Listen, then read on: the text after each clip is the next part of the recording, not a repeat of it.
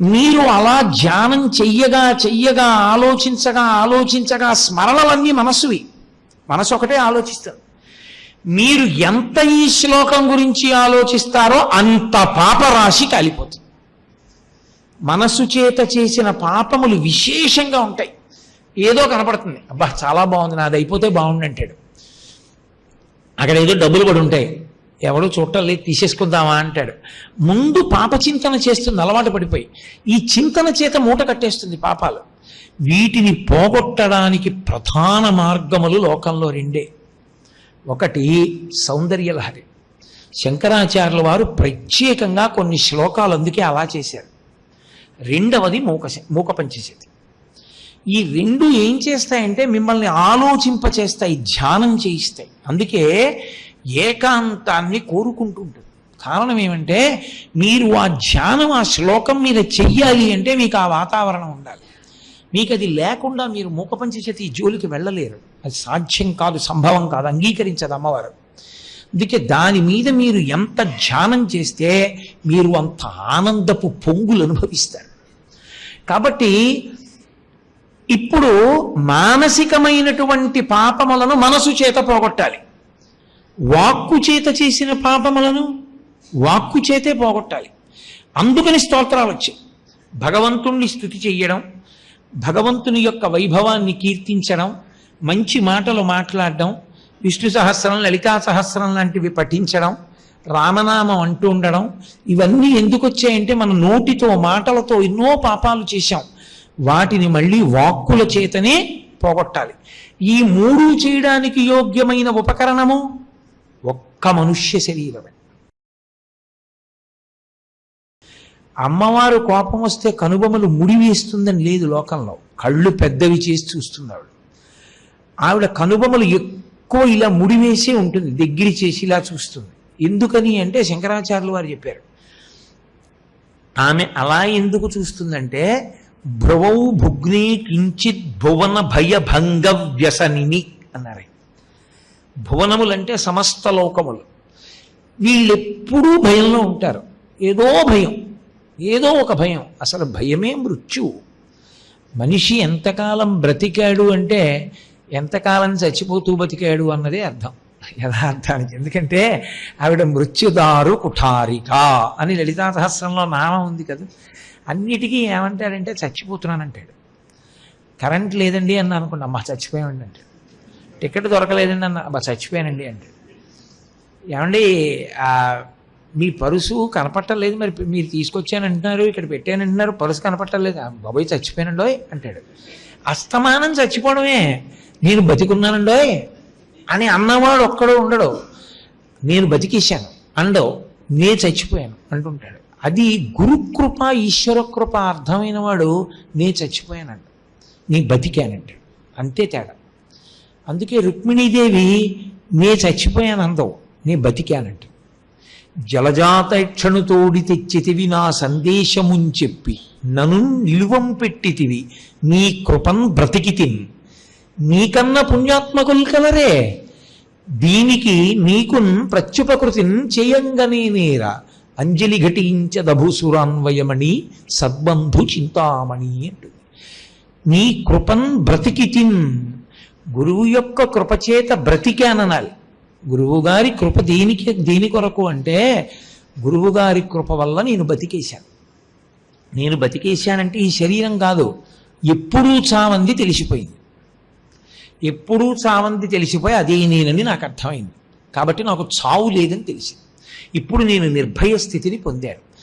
గురువుగారి వలన ప్రయోజనం ఏమైనా లోకంలో ఉంది అనుకుంటే బతికిపోవడమే తప్ప, చచ్చిపోతానని భయపడుతూ గురువుగారి దగ్గర ఎన్ని దశాబ్దములు తిరిగిన వాడైనా వాడు గురువుగారి అనుగ్రహానికి నోచుకున్నవాడు అని చెప్పడం అంత తేలిక అంటే ఏమో, దాని జోలి నాకెందుకు. కాబట్టి అసలు పరిపూర్ణమైన గురువు యొక్క అనుగ్రహమునకు నోచుకునుట అన్న మాటకు అర్థం ఏంటంటే నిర్భయ స్థితిని పొందుట. నిర్భయ స్థితి ఎప్పుడు కలుగుతుంది? రెండవ వస్తువు లేదు, అద్వైతీ భావన యందు తాను ఊంచుకొని నిలబడగలిగినటువంటి ప్రజ్ఞ అంకురించడం గురు బోధ వలన సాధన వలన సంభవములు. కాబట్టి ఆ తల్లి భ్రువౌ భుగ్నీ కించిత్ భువన భయభంగ వ్యసనిని, భువనముల యొక్క భయాన్ని పోగొట్టడానికి వీళ్ళు ఎందుకురా ఇలా భయపడతారు అన్నింటికీ, నేనున్నానని ఎందుకు నమ్మరు అని ఆవిడ ఇలా కనుబొమ్మలు ముడివేసి చూస్తూ ఉంటుందిట. నన్ను ఎందుకు నమ్మర్రా మీరు, మీ భయాలు పోగొట్టడానికి నేను ఉన్నాను కదరా అని అందు వ్యసనిని ఆలోచిస్తే ఇలా కనుబొమ్మలు ముడేస్తుందిట. అటువంటి తల్లి కన్ను రెప్పలు మాత్రం ఎప్పుడూ ముయ్యదు, చూడడమే తప్ప చూపు ఆగడం ఉండదు ఆవిడది. అది అమ్మవారి లక్షణం. అందుకే అమ్మవారి పేర్లన్నీ కూడా అక్షి సంబంధంగా ఉంటాయి. ఏదో పద్మాక్షి, విశాలాక్షి, కామాక్షి, మీనాక్షి అలా అక్షి సంబంధంగా ఉండడానికి కారణం ఆ చూపుకి ఇబ్బందికరంగా రెప్ప మూతపడడం అన్నది లేదు. ఒకవేళ ఆవిడికి రెప్ప మూతపడింది అనుకోండి, ఉన్మేష నిమిషోత్పన్న విపన్న భువనావళి, సమస్త భువనములు లయమైపోయాయని గుర్తు. చీకట్లు కమ్ముకున్నాయంటే ఇక సూర్యోదయం అవని స్థితి. అంటే ప్రళయ జలముల యందు మునిగిపోయితే లోకాలు, ఆమె కనురెప్పలు మూతలు పడతాయి. అంటే ఆవిడ కనురెప్ప వెయ్యదు, ఎప్పుడూ తెరిచి ఉంటుంది. కానీ తెరిచి ఉన్నా ఆ రెప్పల కదలిక చేత, కనుగుడ్డు యొక్క కదలిక చేత ఆమె దృష్టి ప్రసారము యొక్క ప్రయోజనము తెలుస్తూ ఉంటుంది. అందులో మూకశంకరులు అన్నారు, ఈ ఆవిడిది కటాక్షము అని ఈ శ్లోకంలో ఆయన అనలేదు.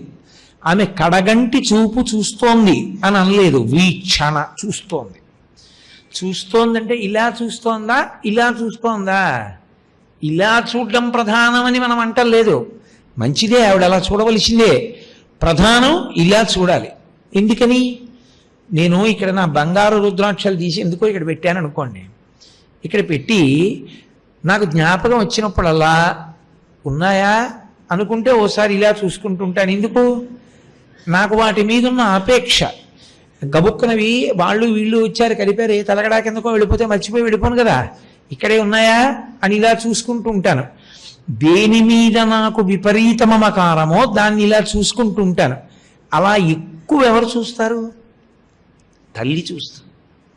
ఎవరిని చూస్తుంది? బిడ్డన్ని చూస్తుంది. ఎందుకు చూస్తుంది? వాడు ప్రమాదమైన వాటిని పట్టుకుంటున్నాడేమో అని చూస్తుంటాడు. వాడు అక్కడ ఆడుకుంటూ ఉంటాడు, ఆవిడ వంట చేసుకుంటూ ఉంటుంది. ఇటు వంట చేస్తూ ఇలా చూస్తూ ఉంటుంది, ఇలా చూస్తుంది. ఎందుకని? వాడు ఏమైనా ముట్టుకోకూడదు ముట్టుకుంటున్నాడా, ఏమి ప్రమాదం తెచ్చుకుంటాడా? అలా చూసింది అంటే పరమ ప్రేమ అని గుర్తు. అమ్మవారి ఇప్పుడు ఇలా చూస్తోందని ఏమిటి అందులో ఆ నమ్మకం? అలా చెప్పలేదుగా మూక శంకరాచార్యులు వారు. ఆయన వీక్షణ అన్నారు, కానీ ఒక పోలిక వేశారు. దానివల్ల అది కటాక్షమని తెలుస్తుంది. దేని చేత? కుంభజన్మ అన్న మాట వాడారు. కుంభజన్మ అంటే కలశము నుండి పుట్టినది అని. కలశము నుండి పుట్టినటువంటివి ప్రపంచంలో ఇద్దరు ఉన్నారు. కలశము, మనం లోకంలో కలశ పెట్టామనుకోండి, కలశకి ఒక లక్షణం ఉంటుంది. మీరు ఏమీ ఆవాహన చేయకుండా కలశ పెట్టినా అందులోకి ఆవాహన అయిపోతుంది. శంకరాచార్యుల వారు శివానంద లహరిలో చెప్తారు రహస్యం. ఏమిటి ఆవాహన అవుతుంది? పార్వతీ పరమేశ్వర పాద ద్వంద్వము ఆవాహన అవుతుంది. అందుకే చాలా భగవద్భక్తి తత్పరులైన వారు దేవాలయానికి వచ్చారనుకోండి, వాళ్ళు వచ్చే వరకు ఈశ్వరుడు లోపల కూర్చోడు. ఆయనకున్న ప్రేమ అటువంటిది. ఒరే వాడు వచ్చాడు రా, నేను బయటికి వస్తానంటాడు. ఈశ్వరా, అందరూ మీకోసం వస్తారు, మీరు వెళ్ళడం ఏమిటండి బయటికి? నేను ఉండలేనంతసేపు, నేను బయటికి వచ్చి నించుంటాను వాడి కోసం అంటాడు. నేనే బయటికి వచ్చి నించుంటానంటే మీరు విగ్రహాన్ని పట్టుకొచ్చేస్తారా ఏమి? రాకూడదు. అప్పుడు ఏం చేస్తారు? ఒక పూర్ణ కలశాన్ని పూర్ణ కుంభం అంటారు. పూర్ణ కలశమే పూర్ణ కుంభము, దాన్ని పట్టుకుని బయటికి వస్తారు. వస్తే మర్యాద కలిగిన వాడి లక్షణం ఏమిటి? చెప్పులు వేసుకు దిక్కకూడదు. వెంటనే దిగగానే దాన్ని ముట్టుకోవాలి. ఎందుకు ముట్టుకుంటారు అంటే పార్వతీ పరమేశ్వరుల యొక్క పాదములు. నా తండ్రి, నేను గుడికి వస్తూ ఉంటే నేను వచ్చి నిన్ను దర్శనం చేయడం కాదు, నా కోసం నువ్వు బయటికి వచ్చావా? ఇంత ప్రేమ నా మీద ఏముందని? నా మీద ఇంత ప్రేమ? నిర్హేతుక కృప. ఎంత కటాక్షమయ్యా నా మీద నీకు, ఇది నేను ఎప్పటికీ నిలబెట్టుకునేటట్టుగా నన్ను అనుగ్రహించు. ఇప్పుడు వాడు నా కోసం బయటికి వచ్చాడని నువ్వు అహంకరించకూడదు. ఎవ్వరినీ పలకరించకుండా నువ్వు ఆ కలశని ముట్టుకోవాలి ముందు. అందుకే పూర్ణకుంభం తీసుకొస్తే ఎవరి కోసం తీసుకొచ్చారో వారు పూర్ణకుంభం ముట్టుకునే అవకాశం ఇవ్వాలి. మొట్టమొదట దాన్ని ముట్టుకోవాలి. ముట్టుకుంటే దేవాలయంలో ఉన్నటువంటి స్వామి కదిలి బయటికి వచ్చాడని గుర్తు. అందుకే మళ్ళీ గుళ్ళోకి వెళ్ళేటప్పుడు పూర్ణకుంభాన్ని దాటి వెళ్ళకూడదు. పూర్ణకుంభం ముందు నడుస్తూ ఉండాలి, తాను వెనక నడుస్తూ ఉండాలి. పూర్ణకుంభం గుళ్ళోకి వెళ్ళిపోయి ఈశ్వరుడి పక్కకి వెళ్ళిపోతుంది, తాను అక్కడ నిలబడి ఈశ్వర దర్శనం చేసుకుంటాడు. అంటే ఆయన స్వస్థానమనందు చేరిపోయాడు. వీడు పరమ సంతోషంగా ఈశ్వర దర్శనం చేసుకుని బయలుదేరాడని గుర్తు. కాబట్టి కలశ ఎప్పుడు పెట్టినా ఒకటి గుర్తు, కలశలోకి ఆవాహనం అవుతాయి, కలశలోంచి బయటికి ఏమీ వెళ్ళవు, కలశ లోపలికి వస్తాయన్నీ. మీకు ఒక మూర్తి ఉందనుకోండి దేవాలయంలో, మూర్తి నుండి బయటికి వస్తుంది. ఏమొస్తుందని అడుగుతారేమో, మీ కోరిక తీర్చగలిగినటువంటి శక్తి ప్రకటనమవుతూ ఉంటుంది అందులోంచి. ఆ శక్తి ఎక్కడిది? మూర్తికి కింద ఉన్న చక్రంలోది. చక్రానికి శక్తి ఎక్కడిది? దేవాలయం లోపల ఉండేటటువంటి బ్రాహ్మణుల యొక్క సుస్వరమైనటువంటి మంత్ర పఠనము వలన, దేవాలయంలోకి వచ్చేటటువంటి భక్తుల యొక్క శౌచము వలన, 3 దేవాలయంలో పెట్టేటటువంటి నైవేద్యము వలన. మీరు నైవేద్యం ఎంత అందంగా ఎంత చక్కగా పెడతారో మూర్తి అంత శక్తి పుంజుకుంటుంది. మీరు లౌకిక ప్రసంగాలు చేశారనుకోండి, గుళ్ళోకి వెళ్ళి మీరు గుళ్ళోకి తరచుగా ఎక్కువ మంది ప్యాంటు చొక్కాతోనే పెడతారనుకోండి, ఆ గుడికి, ఆ గుడి శక్తి క్షీణించిపోతుంది రోజు రోజుకి. ఎందుకంటే శౌచము లేదు. శౌచము లేని కారణం చేత చక్రానికి శక్తి తగ్గిపోతుంది. చక్రానికి శక్తి తగ్గిపోతే చక్రంలోంచి శక్తి తగ్గింది కాబట్టి మూర్తి శక్తి తగ్గిపోతుంది. అనుగ్రహ శక్తి ఉండదు మూర్తికి. ఆయన మిమ్మల్ని కటాక్షించలేడు. ఆయన మీ కోరికలు తీర్చగలిగిన శక్తి ఉండదు ఇంకా ఆ స్వామికి, అది తగ్గిపోతుంది. అప్పుడు మళ్ళీ శక్తినివ్వాలంటే తవ్వి చక్రం పైకి తీయకూడదు. పైన ఉన్నటువంటి ఆ పైన కలశలు ఉంటాయి దేవాలయానికి, కలశల మీద కుంభాభిషేకం చేస్తారు. అవి పుచ్చుకుంటాయి, అవి ఏరియల్ లాంటివి, అవి పుచ్చుకుని చక్రానికి ఇస్తాయి. ఇస్తే మళ్ళీ చక్రం బాగా శక్తిని పొందితే ఈశ్వరమూర్తి మళ్ళీ ఎక్కువ తేజస్సుని వెదజల్లుతుంది. అందుకే ఒక దేవాలయాన్ని మీరు ఎంత అందంగా కట్టారన్న దానికన్నా ఆ దేవాలయం యొక్క శక్తిని ఎలా కాపాడుతున్నారన్నది అత్యంత ప్రధానమై ఉంటుంది. ఆ శక్తిని కాపాడుకోవడం అంటే ఎలాంటిదంటే, మనకి ఆపద నుండి గట్టెక్కించగలిగిన వాడు ఇక్కడ ఉన్నాడనుకున్నప్పుడు వాడి శక్తి క్షీణించేటట్టు మనం వెళ్ళకూడదు, దాన్ని కాపాడేటట్టుగా మనం ప్రవేశించాలి. అది వేదం యొక్క ఆచారకాండ రహస్యం. అలా మనం ప్రవర్తించవలసి ఉంటుంది. ఒక దేవాలయంలోకి వెడితే, దేవాలయంలోకి వెళ్ళినా ప్రవచన మంటపంలోకి వెళ్ళినా సెల్ ఫోన్ మాట్లాడితే పోతుంది ఈశ్వర తేజస్సు. కాబట్టి ఈశ్వర తేజస్సుని హరించేది ఏది అంటే ఈశ్వరుడి మీద వెలుతురు పడ్డం. కృతకమైనటువంటి దీపాల కాంతి పడకూడదు, ఒక్క నూనె దీపం నీతి దీపపు కాంతిలోనే చూడాలి ఆయన్ని. సరే, అందుచేత ఇప్పుడు ఆయన కలశము నుండి పుట్టినవారు అన్నారు. కలశము లోపలికి అన్నీ విడితే మూకశంకరులు చెప్తున్నారు, కలశములోంచి వచ్చిన వాడి వంటిది అది అన్నారు. కలశములోంచి వచ్చిన వాళ్ళు ఈ లోకంలో ఇద్దరే ఉన్నారు. ఎవరు ఆ ఇద్దరు? ఒకరు వశిష్ఠుడు, ఒకరు అగస్త్యుడు. ఇద్దరు చాలా గొప్పవాళ్ళు. కానీ ఇద్దరిలో ఒకడు పొట్టివాడు, చాలా పొట్టిగా ఉంటారు. ఆయన పేరు అగస్త్యుడు. ఆయనకి ఆ పేరు ఎవరు పెట్టారు? ఆయనకి ఆ పేరు పెట్టడానికి ఎవరు లేరు. ఆయన పుట్టినప్పుడు అసలు ఎవరూ లేరు. కారణం ఏమిటి? ఆయన కారణజన్ముడు. అందుకే నదుల యొక్క మహాత్ముల యొక్క పుట్టుకల గురించిన విచారణ చెయ్యరాదు. ఆయన పేరే అగస్త్యుడు. అగస్త్యుడు అన్న మాటకు అర్థం ఏంటంటే, అగము అంటే కొండ, స్తంభింపచేసిన వాడు అగస్త్యుడు. అంటే శాశ్వతంగా ఆయన కీర్తి గుర్తుపెట్టుకోవడానికి కారణం ఏమిటంటే, ఒక మహాపర్వతం యొక్క గర్వాన్ని అణిచి అది కుంగిపోయేటట్టుగా చేసిన వాడెవరో వాడు అగస్త్యుడు. ఈ శ్లోకంలో అగస్త్యుడి గురించి చెప్తున్నారని మీరు ఎలా చెప్తారండి? వశిష్ఠుడి గురించి కూడా చెప్పచ్చుగా. ఆయన కుంభసంభవుడేగా, ఆయన కలశంలోంచి వచ్చినవాడేగా. ఆ శ్లోకంలో ఒక మాట ఉంది, సంసార వింజగిరి కుంఠనకేలి చుంచు. వింజగిరి అన్న మాట ఉంది. వింజ పర్వతం యొక్క అహంకారాన్ని అణిచినవాడు అగస్త్యుడు, వశిష్ఠుడు కాడు. కాబట్టి అగస్త్యుడు గురించి చెప్తున్నారు. అగస్త్యుడు పొట్టివాడు, ఆయన చాలా పొట్టిగా ఉంటాడు.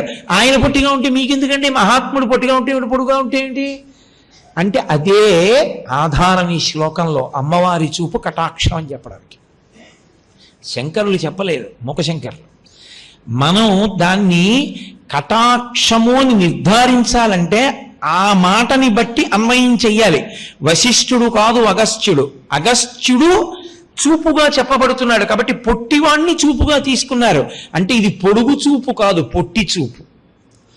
అంటే ఇలా చూసిన చూపు కాబట్టి కటాక్షం గురించి చెప్తున్నారు. ఇలా చూడడం చెప్పట్లేదని చెప్పాలి. అప్పుడు అలా మీరు ఆలోచన చెయ్యడమే ఆ శ్లోకం మీద ధ్యానం. అలా మీరు జవాబుకి రావాలి అంటే మీరు దాన్ని ఎంతో జాగ్రత్తగా పరిశీలించాలి. అంటే మీకు తెలియకుండానే మీరు ఆ శ్లోకం చదివినప్పుడు ఏం చేస్తారంటే, అమ్మవారు ఎలా చూస్తూ ఉంటుంది ఈ శ్లోకంలో అన్నది చదివి బాగా ధ్యానం చేస్తే తళుక్కుని మీకు ఆలోచన తడుతుంది. ఓ సంసార వింజగిరి కుంఠ నకేలి చుంచు. అగస్త్య అన్నమాట వాడారా శ్లోకంలో? లేదు. పైగా ఇంకో అయోమయం ఎందుకని? ఇద్దరు కలశజులు, అందులో వశిష్ఠుడా అసలు కలశంలోంచి పుట్టిన వాళ్ళు ఇద్దరు ఎవరో ముందు తెలియాలా? ఆ తెలిస్తే మళ్ళీ ఇద్దరిలో ఒకడు కాదు ఒకడన్న మాట తెలియాలా? కలశలోకి అన్ని వెళ్ళిపోతే కలశలోంచి వీళ్ళెలా పైకి వచ్చారు? అమ్మవారి చూపు కంటి నుండి పైకి వస్తుంది, కలశ నుండి వాళ్ళు పైకి వచ్చారు. కన్ను ఎప్పుడు తడిగా ఉండాలి, ఆర్ద్ర అంటారు. కన్ను తడిగా ఉండాలి. కన్ను పొడారిపోయింది అనుకోండి ప్రమాదం. అది ఆరోగ్యవంతమైన లక్షణం కాదు. కన్ను పొడారిపోకూడదు, కన్ను తడిగా ఉండాలి. అందున అమ్మవారి కన్ను తడిగా ఉండడం అంటే అర్థం ఏంటో తెలుసా? కన్నీళ్లు పెట్టుకుందని కాదు, ఆ అవసరం ఆ అగత్యం ఆవిడికి లేదు. ఆర్ద్ర అన్న మాటకు అర్థం ఏమిటంటే భర్త యందు ప్రేమ చేత ఆర్ద్ర. ఆమె భర్తని కళ్ళల్లో పెట్టుకుంటుంది, మహాకామేశ్వరుని కన్నులలో పెట్టుకు చూసుకుంటుంది కాబట్టి కామాక్షి కాదు. మన్ని కళ్ళల్లో పెట్టుకు చూసుకుంటుంది కాబట్టి ఆ కళ్ళు ఎప్పుడు తడిగా ఉంటాయంటే అంత ప్రేమతో దయార్ద్ర అంటారు. పరమశివుడి గురించి మాట్లాడుతూ ఒక చోట ఆయన గురించి చెప్తూ వామే భాగే హిమగిరి దుహితా దయార్ద్ర అంటారు. అయా నీకు ఎడం చేతి పక్కన హిమవంతుని కూతురుంది. అసలే హిమవంతుడు చల్లనివాడు, ఆయన కూతురు చల్లగా ఉంటుంది. దేని చేత చల్లతనం? కళ్ళ తడి ఇంకో కారణం చేత కాదు, దయార్ద్ర దయచేత తడి. మన యందు దయ. అయ్యో ఈ పిల్లల్ని రక్షించుకోవాలి రక్షించుకోవాలి రక్షించుకోవాలని అమ్మకి ఎంత కారుణ్యమో, జగదంబ కారుణ్యము దానికి లెక్కలేనన్ని రెట్లు. కాబట్టి అమ్మ కన్నులు తడిగా ఉన్నాయి, కలశ తడిగా ఉంటుంది, లోపల నీరుంటుంది. అందులో నుండి పైకొచ్చాయి మామిడి కొమ్మలు. అవి సామాన్యములు కావు, అవి పార్వతీ పరమేశ్వర పాదద్వందం. అక్కడ కలశ నుండి ఇద్దరు పైకొచ్చారు. ఒకడు వశిష్ఠుడు, ఒకడు అగస్త్యుడు. ఒక ఆయన పొడుగ్గా ఉంటాడు, ఒక ఆయన పొట్టిగా ఉంటాడు. అమ్మ కన్నులు తడిగా ఉండి పూర్ణ కలశల్లా ఉంటే ఆ కలశము నుండి వచ్చాడు ఒకడు ఇలా అయితే వశిష్ఠుడు, ఇలా అయితే అగస్త్యుడు. కాబట్టి పొట్టివాడు కలశ నుండి ఎందుకు వచ్చాడైనా అంటే మహాపురుష స్మరణము చెయ్యండి ముందు, ఋషి స్మరణము చెయ్యమని. కలశ నుండి ఎందుకు రావాలి వశిష్ఠుడు అగస్త్యుడు? ఒకానొకప్పుడు దేవేంద్రుడు అడిగాడు అగ్నిదేవుణ్ణి వాయుదేవుణ్ణి, మీరిద్దరూ సముద్రాన్నంతటినీ ఇంకించేసి సముద్రపు అడుగున ఉన్న రాక్షసుల్ని చంపేయమన్నాడు, కాలకేయాదుల్ని. వాళ్ళు చేయలేదు ఆ పని. వాళ్ళు రాత్రుళ్ళు వచ్చి ఆ రాక్షసులు లోకాన్ని బాధ పెట్టడం మొదలుపెట్టారు. ఇంద్రుడు పిలిచాడు ఇద్దరిని, మీరిద్దరు ఎందుకు చంపలేదని అడిగాడు. వాళ్ళిద్దరు అన్నారు, సముద్రంలో అనంత కోటి జీవరాశి ఉంది, మేము సముద్రాన్ని కాల్చేస్తే ఆ జీవకోటి అంతా చచ్చిపోతుంది, అందుకని మేము కాల్చలేదన్నారు. ఆయన అన్నాడు, ఇది తిరస్కారం, ధిక్కారం, నేను చేయమని చెప్పాను, మీరు చేయలేదు. మీరు ఎందుకు చేయలేదు? నేను పిలిచి అడిగాక చెప్పారు తప్ప మీరు వచ్చి నాకు చెప్పలేదు, కాబట్టి ఇది ధిక్కారం. కాబట్టి మీరిద్దరూ వెళ్ళి భూలోకంలో ఋషులై పుట్టండి అన్నాడు. ఇప్పుడు వాళ్ళిద్దరూ భూలోకంలోకి రావాలి, ఋషులై పుట్టాలి. వాళ్ళు పుట్టడం అంటే వాళ్ళ అంశలు. వాళ్ళిద్దరు ఏం చేశారంటే, ఈ గొడవంతా మనం ఎక్కడ పడతామని అగ్నిదేవుడు తన యొక్క అంశ భరించగలవాడు కాబట్టి సూర్యుడిలోకి పెట్టాడు, వరుణదేవుడు తన అంశని వాయువులోకి పెట్టాడు. ఒకానొక నాడు ఊర్వశి యందు సూర్య భగవానుడికి వరుణదేవుడికి కూడా మోహం కలిగింది. అలా ఎందుకు కలుగుతుందండి? వాళ్ళు మహాత్ములు కదా అని మీరు అడగచ్చు. దాని వెనక తాత్వికమైన రహస్యం ఉంటుంది. ఊర్వశి అందరి అప్సరసల్ లాంటిది కాదు. సాక్షాత్ శ్రీమన్నారాయణుడు నరనారాయణులుగా ఆయన నారాయణమూర్తిగా తపస్సు చేస్తుంటే ఆయన తపస్సు భంగం చెయ్యడానికి అప్సరసలందరూ వచ్చారు. ఆయన ముందు నాట్యం చేస్తున్నారు. ఆయన వాళ్ళందరి వంక చూసి ఆఖరణ ఇలా అన్నాడు. అంటే ఆయన తొడలోంచి మహాందగత్తి ఒకటి పైకి వచ్చింది. వాళ్ళందరూ సిగ్గుపడిపోయారు. ఇంత అందం ఆయన తొడలోంచి వచ్చింది, ఆయన శరీరం అంతట్లోంచి కాదు, ఒక్క తొడలోంచి. మనం ఎంతటి వాళ్ళం? ఆవిడ అందం ముందు సిగ్గుపడి వెళ్ళిపోయారు. దాని అర్థం ఏమిటో తెలుసా? ఊర్వశీ జననము వెనక రహస్యం ఏమిటంటే, ఆనందము నీలో ఉన్నది, ఆనందము వస్తువులో లేదు. ఆనందము అప్సరసది కాదు, ఆనందము తనలోనిదే ఊరువల నుండి పైకొచ్చింది. అది సరి అయిన పదార్థాన్ని చూసినప్పుడు వ్యక్తమైతే నీ సంస్కారం, అక్కర్లేనివి చూసి వ్యక్తమైతే నీ కుసంస్కారం, అంతే తేడా. నారాయణుడు ఇలా అంటే ఊర్వశి పైకొచ్చింది, అందమైంది అంటే అందం అంతా ఎక్కడుంది? ఆనందం అంతా ఎక్కడుంది? సత్యం, శివం, సుందరం అంటాం. అవి మూడు పర్యాయ పదాలు ఆత్మకి. ఆనందమునకు పర్యాయ పదాలు, ఆత్మకి పర్యాయ పదం ఆనందం. ఆ ఆనందము, ఆ అందము ఇక్కడ నుంచి అభివ్యక్తమైంది అంటే అసలు నిజానికి ఆనందము నీలోనే ఉన్నది, అందము నీలోనే ఉన్నది. ఆ ఆత్మస్థితి అభివ్యక్తమైంది, ఆమెయే ఊర్వశి. ఆ ఊర్వశి వలన జన్మించాలి వీళ్ళు. కారణం పరదేవత యొక్క అనుగ్రహం. ఆవిడ ఆలోచిస్తుంటుంది ఎప్పుడు. ఏం ఆలోచిస్తుంటుందంటే, ఈ లోకానికి అంతటికీ కూడా స్మరించినంత మాత్రం చేత పాపమును పోగొట్టగలిగిన వాళ్ళు, లోకానికి మహోపకారం చెయ్యగలిగినటువంటి మహాపురుషులు పుట్టాలి. వాళ్ళు ఎవరి వలన పుడతారు? ఒక మహాపురుషుడి యొక్క తేజస్సు కదిలితేనే వాళ్ళు పుడతారు. మహాపురుష తేజస్సు కదిలింది, దాన్ని పట్టగలిగిన క్షేత్రం ఏది? ఒక్కొక్కసారి క్షేత్రం ఉండదు.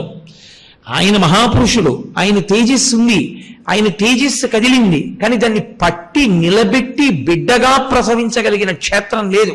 అందుకే కదా శివవీర్యం పట్టుకోలేక గంగ కుతకుతలాడిపోయింది. అందరికీ అన్ని సంభవములు కావు, పట్టలేరు ఆ తేజస్సుని. అందుకే ఒక్కొక్కసారి మహాపురుషుల యొక్క పత్నులకు తరచుగా గర్భస్రావం అవుతుంది. కారణాల్లో అదొకటి.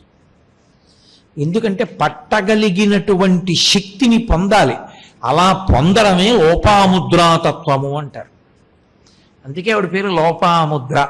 అగస్త్యుని భార్య పేరు లోపాముద్ర ఎందుకయిందంటే, ప్రపంచంలో ఉండేటటువంటి సమస్తమైనటువంటి స్త్రీలకు తమ అందమునందు కలిగినటువంటి అభిమానము ఎవరిని చూడటం చేత పోతుందో ఆమె లోపాముద్ర. సాధారణంగా అతివ అందం విషయంలో అతిశయాన్ని పొంది ఉంటుంది అంటారు, నాకు తెలియదు, అలా అంటూ ఉంటారు.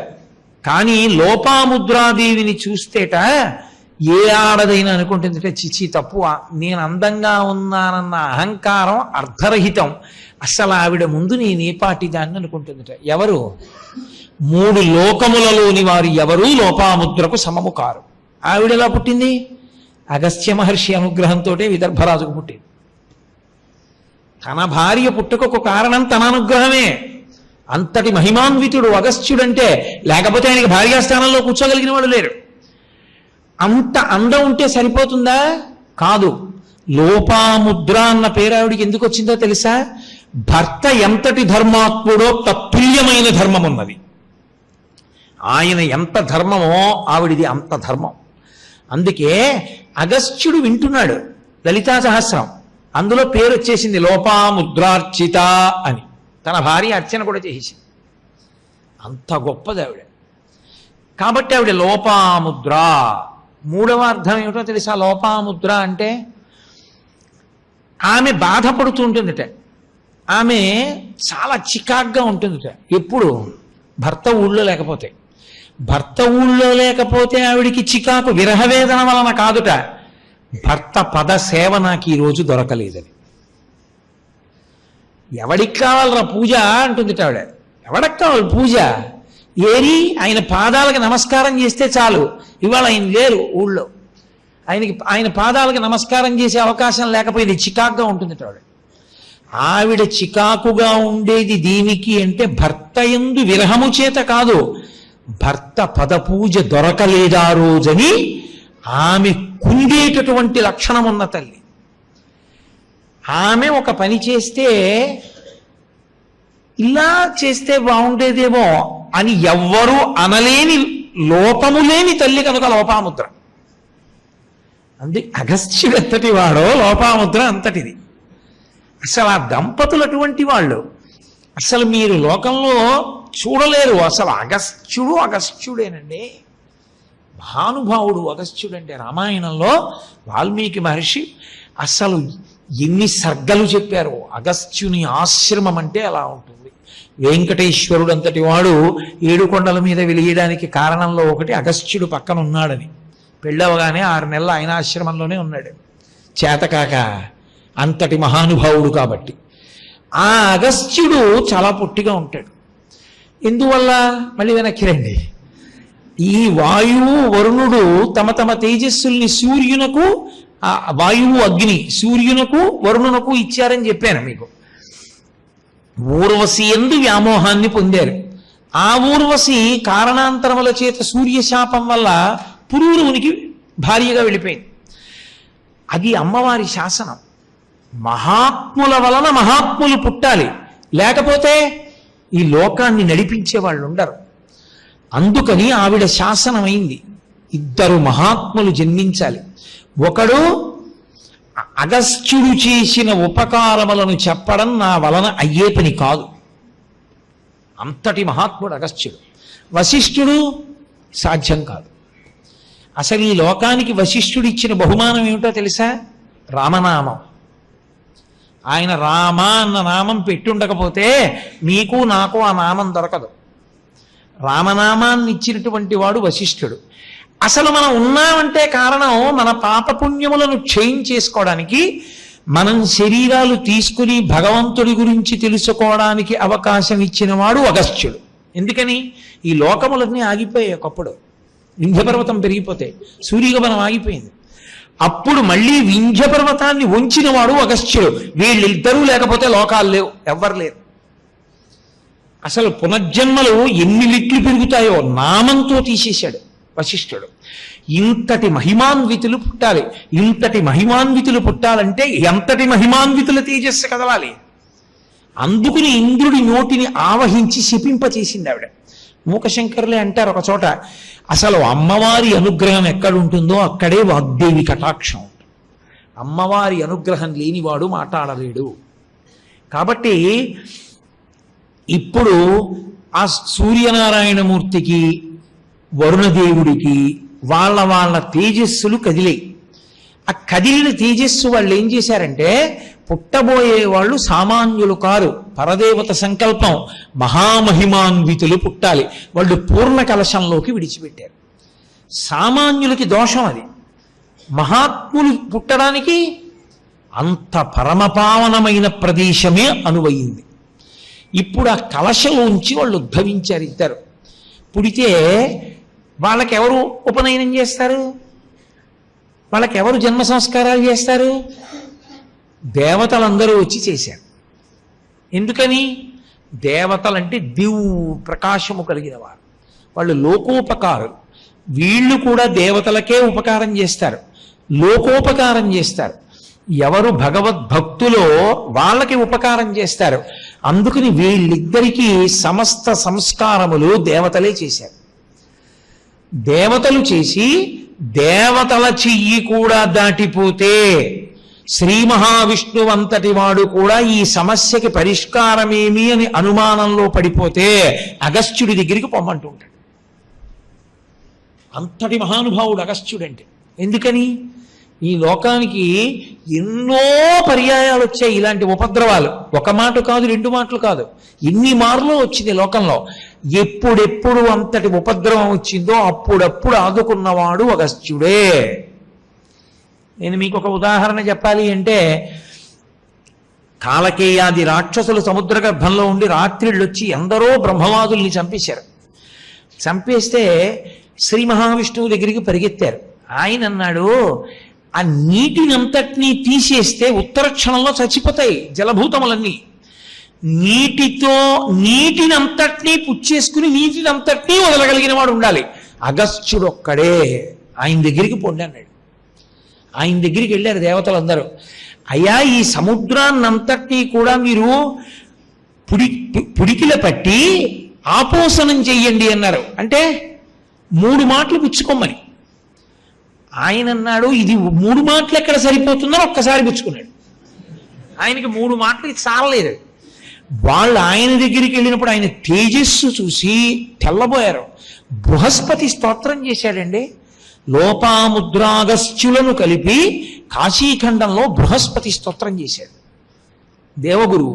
అంటే అగస్త్య ప్రభావం ఎటువంటిదో, లోపాముద్రా ప్రభావం అంటే ఎటువంటిదో మీరు చూడండి. అటువంటి మహానుభావుడు, మీరు దీన్ని తాగేసేయండి మళ్ళీ వదిలేయాలి సుమా అనలేదు. వాళ్ళు మర్చిపోయారు ఆయన్ని చూడగానే. ఆయన ఇలా తీసి ఒక్క మాట ఆయనకున్న మంత్రశక్తితో పట్టేడు వెళ్ళిపోయింది లోపలికి సముద్రం అంతా. వీళ్ళు వెళ్ళి ఆ రాక్షసులందరినీ ఏదో సంహారం చేసేశారు. మళ్ళీ వచ్చి నీళ్లు వదిలేయండి అన్నారు. ఆయన అన్నాడు, ఈ మాట మీరు నాకు ముందు చెప్పలేదు కాబట్టి అవి జీర్ణం అయిపోయాయి, లేవు. అయ్యో బాబోయ్, మరి ప్రాణులు ఎలా ఉంటాయి? ఇంత పెద్ద గొయ్యే సముద్రం, ఇప్పుడు ఉన్న నీళ్లు వదిలిపెట్టండి అన్నారు. జీర్ణం అయిపోగా మిగిలిన నీళ్లు నా మూత్రావయవంలోంచి వదిలిపెడతాను అని ఆయన మూత్ర విసర్జన చేశాడు. అదే సముద్రం, అందుకే ఉప్పగా ఉంటుంది. అందుకే దానిలో నిత్య స్నానం లేదు, పర్వస్నానం ఒకటే ఉంది.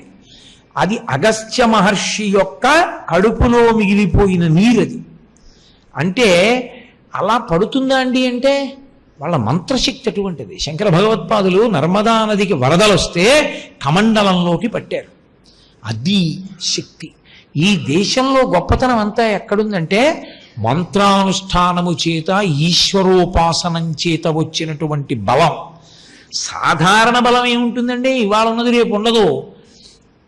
పరమేశ్వరోపాసన వలన పొందిన బలమే బలం. కాబట్టి అటువంటి వాడు అగస్త్యుడు. ఆయనే సామాన్యుడు కాడు. వాతాపి ఇల్వలుడు అని ఇద్దరు అన్నదమ్ములు. ఆ ఇల్వలుడు ఒకసారి ఓ బ్రాహ్మణుడిని పిలిచి, మాకేమైనా మంత్రం ఇవ్వయా, సమస్త సుఖములను పొందగలిగిన మంత్రం ఇయ్యి అన్నాడు. ఆయన అన్నాడు, మీరు రాక్షసులు, మీకు సుఖాలంటే లోకాలకి దుఃఖాలు నేను ఇవ్వనన్నాడు. మీ పని ఇలా ఉందా అనుకుని, ఆ యుగంలో లక్షణం ఏమిటంటే తద్దినం పెడితే బ్రాహ్మణుల్ని పిలిచి మాంసం పెట్టాలి, అప్పుడు బ్రాహ్మణులు తినాలి. వద్దంటేనే ఊరుకోవట్లేదని కలియుగంలో తీసేశారు, దానికి బదులు మినుము తినమన్నారు. అందుకని గారెలు. కాబట్టి ఆ రోజుల్లో మాంసం పెట్టాలి పితృకార్యంలో. ఆయన ఏం చేశాడంటే, ఏ బ్రాహ్మణుడు మంత్రం ఇవ్వనన్నాడో ఆయన దగ్గరికి వెళ్ళి, మా నాన్నగారి పితృకార్యం, మీరు రండి భోజనానికి భోక్తగా అన్నాడు. పాపం ఆ వేరే బ్రాహ్మణుడు వచ్చాడు. వాడు ఆ ఇల్వలుడు తమ్ముడైన వాతాపిని పట్టుకుని మేక రూపంలోకి మార్చి చంపి వండి మాంసాన్ని పెట్టాడు. ఆ బ్రాహ్మణుడు తినేశాడు. ఆ ఇద్దరికీ కొన్ని శక్తులు ఉన్నాయి. తినేసినటువంటి బ్రాహ్మణుడు తినేశాడు మాంసాన్ని, మేక మాంసం. ఈ ఇల్వలుడు అన్నాడు, వాతాపిరా అన్నాడు. అనగానే వాడు పొట్ట చీల్చుకుని పైకి వచ్చాడు. బ్రాహ్మణుడు చచ్చిపోయాడు. వాళ్ళు కక్ష తీర్చుకోవడానికి చేశారు ముందు. తర్వాత ఏం చేశారంటే, ఇదేదో బాగుందిరోయ్, బ్రాహ్మణుల మాంసం తినడానికి ఇదో మంచి అస్త్రం అని రోజు వెళ్ళి బ్రాహ్మణులు తీసుకొస్తుండేవారు. తీసుకొచ్చి కూర్చోపెట్టి మాంసం పెట్టి మా నాన్నగారి తద్దిన వండడం, మాంసం పెట్టడం, వాతాపి బయటికి రా అనడం, ఆ బ్రాహ్మణుని ఇద్దరు తినేస్తుండడం. ఒక రోజున వాళ్ళకి అగస్త్యుడు కనపడ్డాడు. ఆయన్ని తీసుకొచ్చారు. ఆయన త్రికాలవేది, ఆయన కనిపెట్టాడు. శుభ్రంగా తినేశాడు వాతాపి మాంసం. తినేసి జీర్ణం వాతాపి జీర్ణం అన్నాడు ఆయన.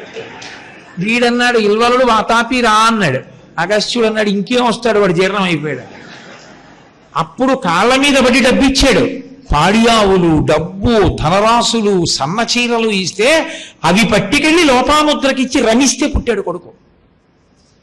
అది అగస్త్య మహర్షి యొక్క శక్తి అంటే. ఆయనే రావణ సంహారంలో ఆదిత్య హృదయం ఇచ్చాడు రామచంద్రమూర్తికి. ఆ ఆదిత్య హృదయమే ఇప్పటికీ మనందరికీ కూడా శ్రీరామ రక్షగా నిలబడింది సూర్యానుగ్రహాన్ని పొందడానికి. అటువంటి మహానుభావుడు అగస్త్యుడి గురించి నేను ఎంత చెప్తే పూర్తవుతుంది, అది అయ్యేది కాదు. అది అంతటి మహాపురుషుడు అగస్త్యుడు. ఆయన ఎన్నోసార్లు ఈ లోకాన్ని ఆదుకున్నాడు.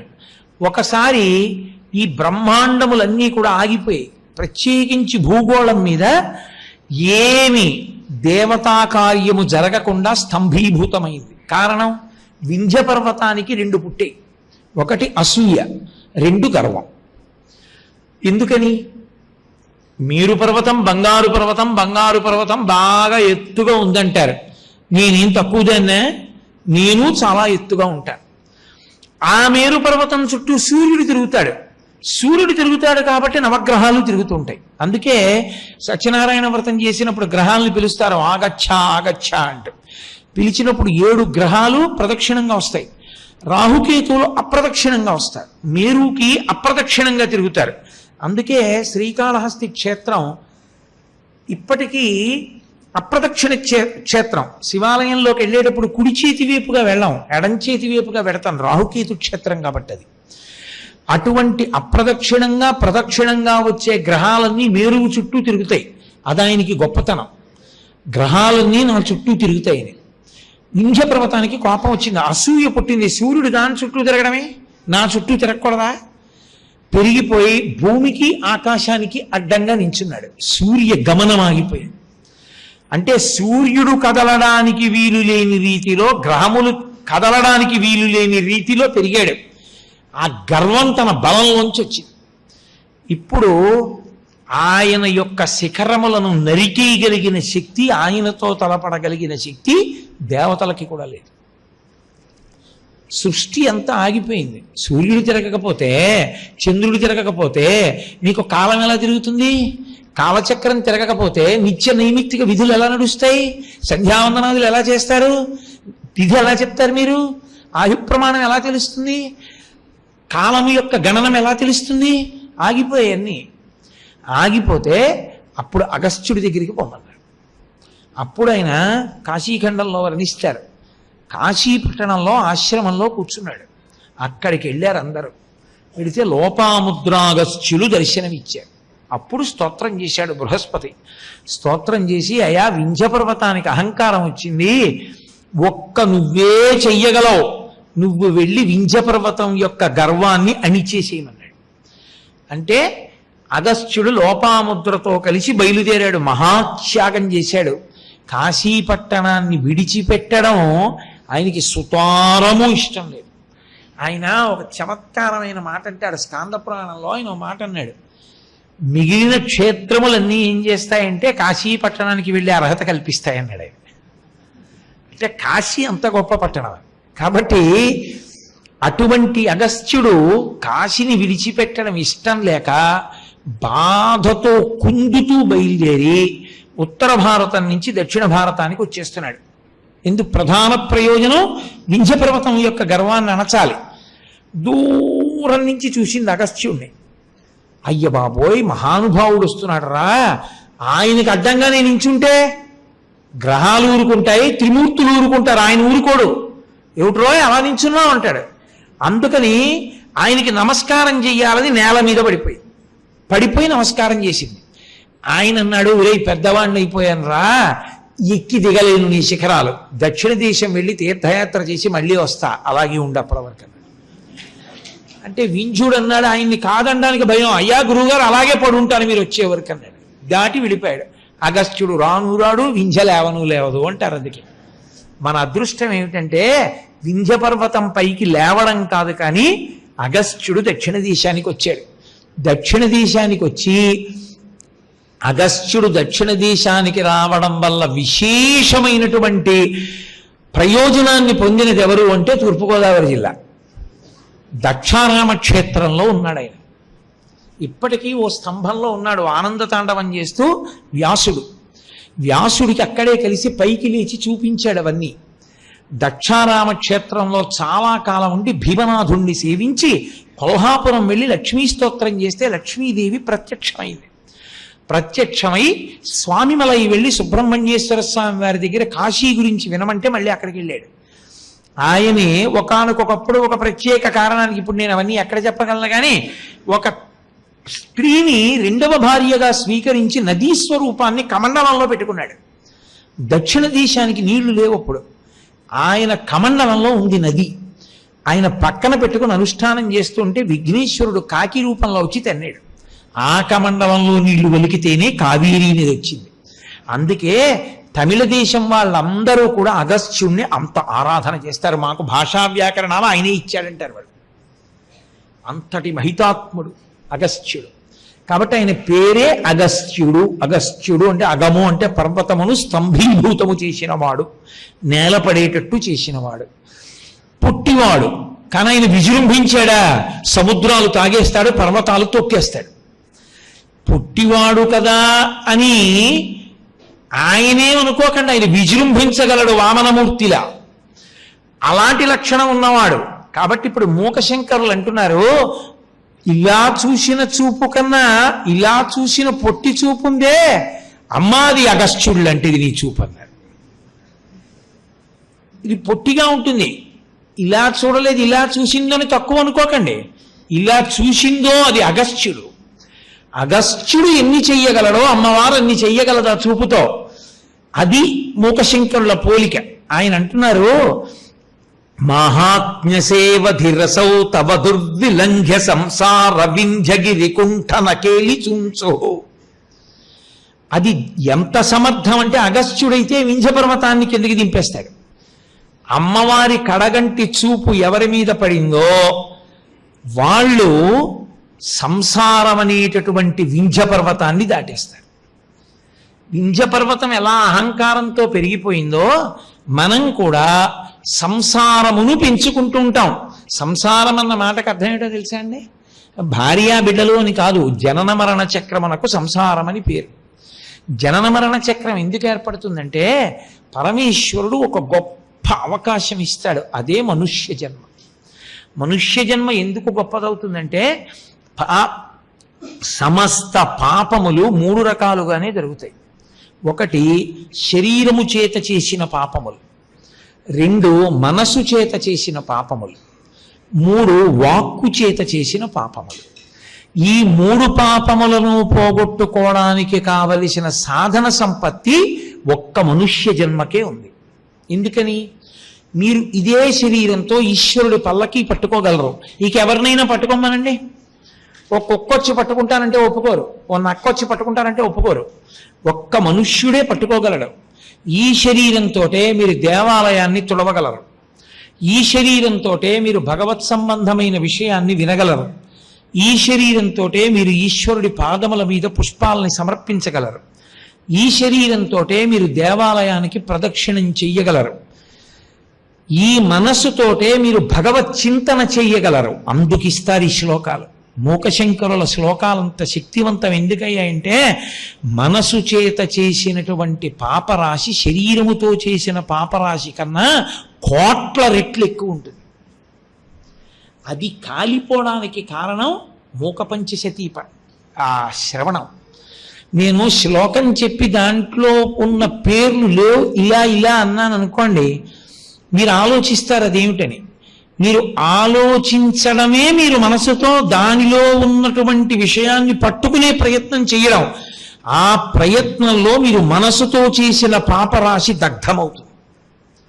మానసిక పూజ, మనసు చేత మీరు పూజ చేద్దామని కూర్చున్నారనుకోండి, మళ్ళీ జారిపోతుంది మనసు. అదే మీకు ఉదాహరణకి నేను ఈ శ్లోకం ఇచ్చి ఇందులో అగస్త్యుడి గురించా వశిష్ఠుడి గురించా అని అనకుండా కలశజులైనటువంటి ఋషులు ఇద్దరున్నారో ఆ ఇద్దరు ఋషులలో ఏ ఋషి గురించి అన్నాను అనుకోండి, మీరు ఎంత ప్రయత్నం చేయాలో నాకు చెప్పండి. నేను మీకు చెప్పేస్తున్నాను కాబట్టి మీరు పట్టుకుంటున్నారు, మంచిదే, నేను గొప్పవాడిని అంటలేదు. నేను ఇదే శ్లోకాన్ని మీకు ఇచ్చి పరిశీలించండి అన్నాను అనుకోండి, ఎన్నాళ్ళు పడుతుంది దాన్ని పట్టుకోవడానికి? మీరు మొత్తం ఋషుల యొక్క చరిత్రలన్నీ చదవాలి. ఇందులో కుంభజన్మ అంటున్నారు కాబట్టి కలశలోంచి వచ్చిన వాళ్ళు ఎందరో ముందు తీసుకోవాలి.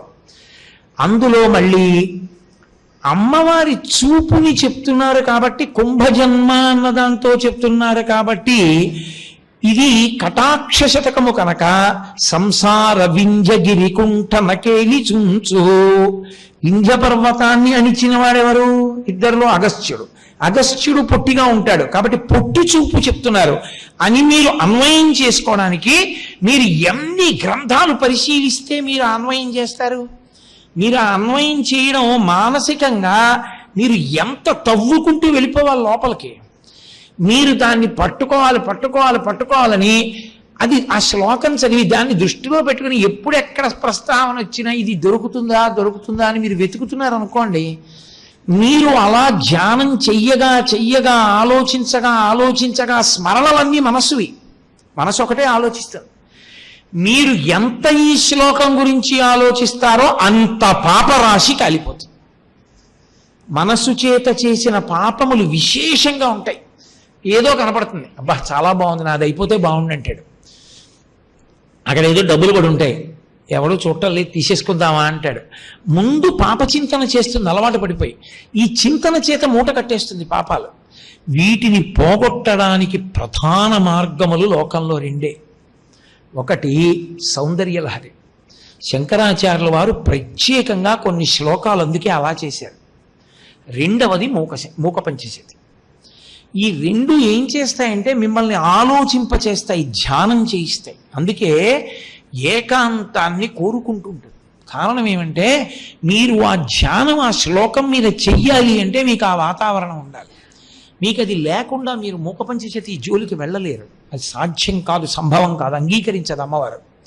అందుకే దాని మీద మీరు ఎంత ధ్యానం చేస్తే మీరు అంత ఆనందపు పొంగులు అనుభవిస్తారు. కాబట్టి ఇప్పుడు మానసికమైనటువంటి పాపములను మనసు చేత పోగొట్టాలి. వాక్కు చేత చేసిన పాపములను వాక్కు చేతే పోగొట్టాలి. అందుకని స్తోత్రాలు వచ్చాయి. భగవంతుణ్ణి స్తుతి చెయ్యడం, భగవంతుని యొక్క వైభవాన్ని కీర్తించడం, మంచి మాటలు మాట్లాడడం, విష్ణు సహస్రం లలితా సహస్రం లాంటివి పఠించడం, రామనామం అంటూ ఉండడం, ఇవన్నీ ఎందుకు వచ్చాయంటే మన నోటితో మాటలతో ఎన్నో పాపాలు చేశాం. వాటిని మళ్ళీ వాక్కుల చేతనే పోగొట్టాలి. ఈ మూడు చేయడానికి యోగ్యమైన ఉపకరణము ఒక్క మనుష్య శరీరమే. ఈ మనుష్య శరీరంలో తెలిసో తెలియకో రెండిటిని వాడతాడు. ఎక్కడో కొంచెం మార్పు వచ్చిన వాడు ఏదో విష్ణు సహస్రధరణో శ్రీరామండమో ఏదో చేస్తాడు, ఏదో కాస్త అగరత్తు వెలిగిస్తాడో దీపం పెడతాడు, ఏదో చేస్తాడు. మనసుతో చేసింది అప్పుడు కూడా మనసు లేదు, అది చేసినప్పుడు ఎక్కడో తిరుగుతోంది. మనసుతో చేసిన పాపములను పోగొట్టడానికి సాధనము మూక పంచశతి. ఇప్పుడు సంసారం అన్న మాటకు అర్థమేమిటో తెలుసా? పరమేశ్వరుడు ఏ శరీరాన్ని మీకిచ్చి ఆ పాపాలు పోగొట్టుకోండ్రా అని అన్నాడో ఆ శరీరాన్ని ఉపయోగించి కోటాను కోట్ల పాపములను 3 రకాలుగా పెంచడం. అదే సంసారం వింజగిరి పెరగడం అంటే.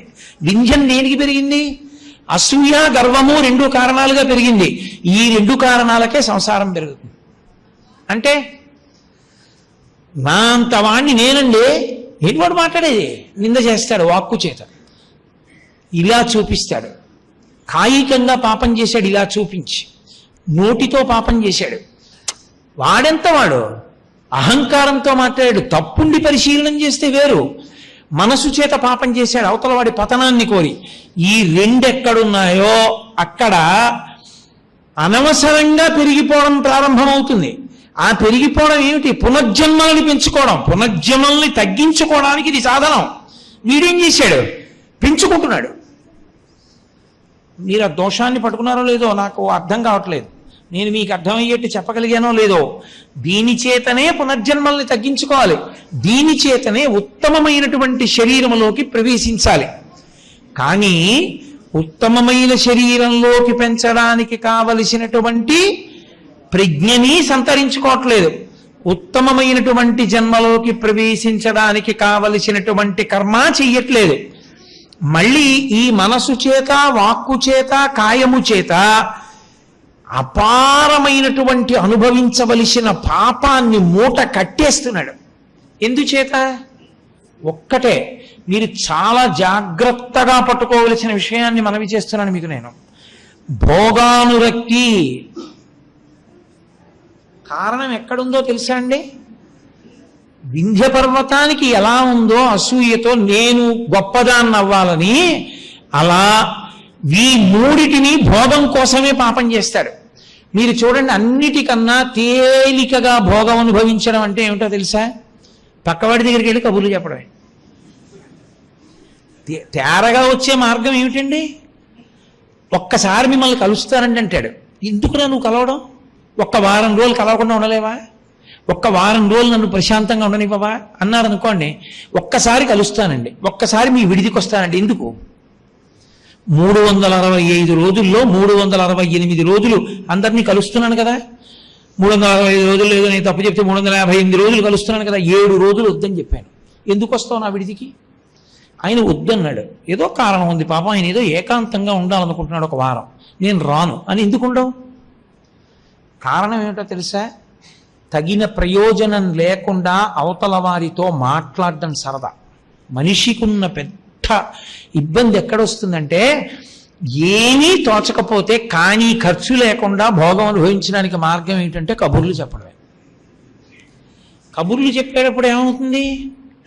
అవతల వాడికి వినడానికి సరదా ఉండాలి. వాడికి రాగము ద్వేషము ఉంటాయి.